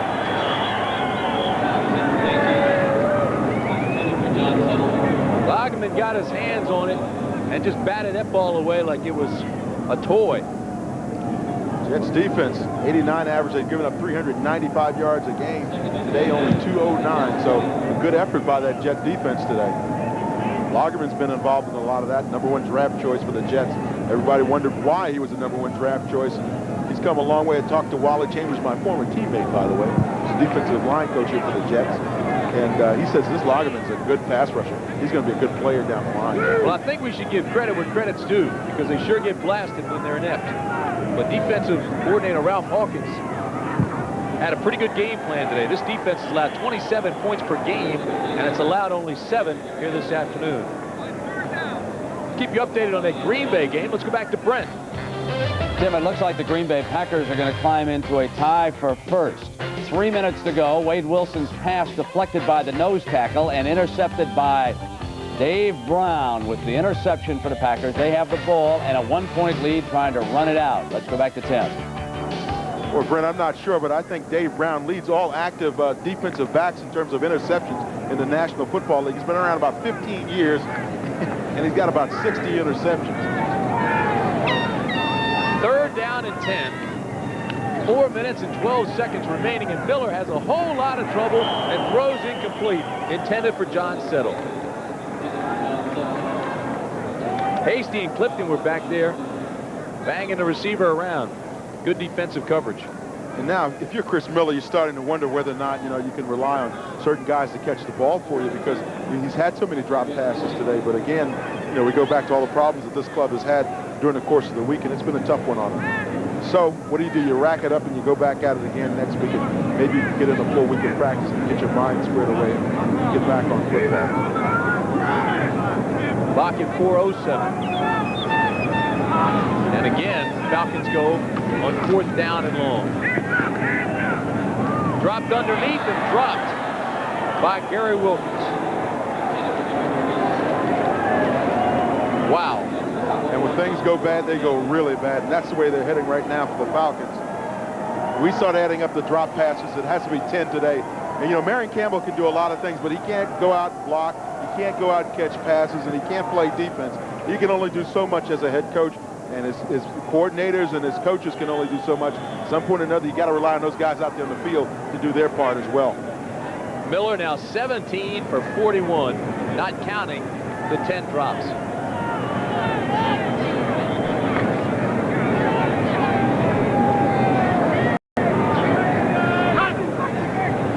First down for the Jets. They'll try to melt this clock. A.B. Brown comes into the ball game. Brown breaks outside across midfield to the 45-yard line. A.B. Brown, 5'9", 212-pound, 8th-round draft pick out of West Virginia. A gain of 17. He blocked there by Mike Haight, came around number 79, pulled out around the corner, and he really sprung Brown on the play. Offensive linemen for the Jets have done a pretty good job today. Got their names mentioned a few times, got a little airtime. They'll be proud. They want to listen to the tape when they go back on Monday.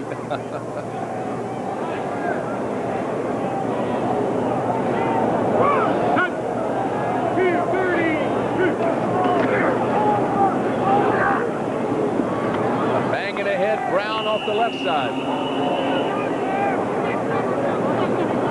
Tackle made by Mike Gann. The jersey of the center, Sweeney. See, he's one of those guys that likes to have that blood coming down from his forehead.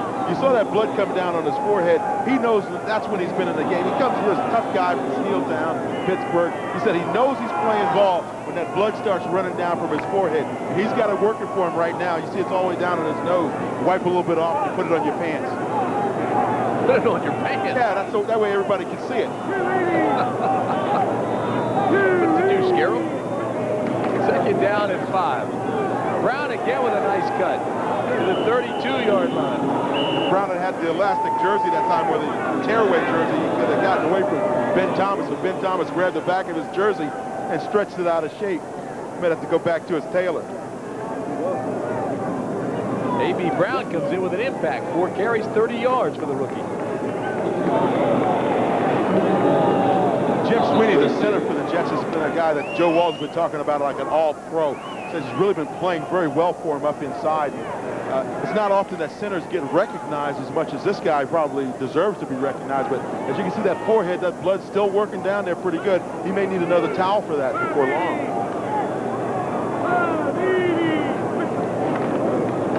Brown again. Not much for the rookie this time. Ben Thomas trips him up. First home win of the year. Yeah, and there's some smiling faces over in that Jet sideline.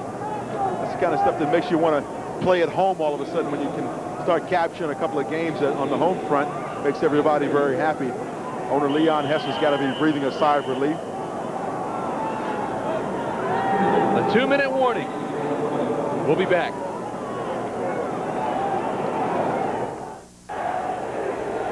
Every day, 40,000 children in the third world die from diseases. So the question you'll ask tonight on 60 Minutes is, does anybody care? Followed by Murder, She Wrote, then a CBS special, 50 Years of Television, a golden celebration hosted by Walter Cronkite, Carl Reiner, Jane Seymour with George Burns, Dick Clark, and many, many more, all tonight on CBS. That should be fun to watch. 50 years of television. Second down for the Jets inside the 30. A.B. Brown goes down to the 28. You Jet fans that came out today, they're pretty excited. This guy's standing out here without his shirt on. He must not only be excited, but losing all of his mental facilities as well, because it's about 45 degrees out there. How about the clinic today by Al Toon on Deion Sanders? 8 catches, 84 yards, and a touchdown. Well, you know, Deion had pretty good coverage on him, though. He didn't really make that many runs after he caught the ball. Deion had good coverage, so he was doing his part. Al Toon is just an exceptional athlete and a pretty doggone good wide receiver. Here's Brown, a rookie again.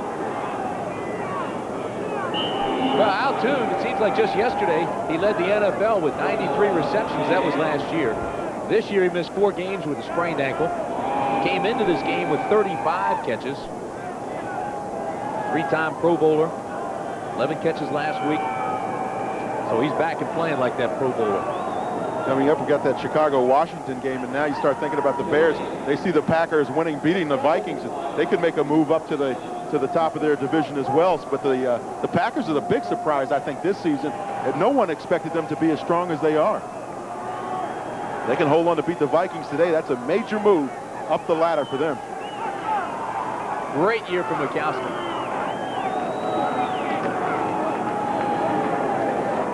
As they continue to milk the clock with 20 seconds. The coordinating producer of the NFL on CBS is Charles H. Milton III. The producer of today's telecast is Bob Deacus. Directed by Mike Arnold, and the executive producer of CBS Sports is Ted Shaker. So the Jets go to 3-9 with the win today, and the Falcons drop to 3-9.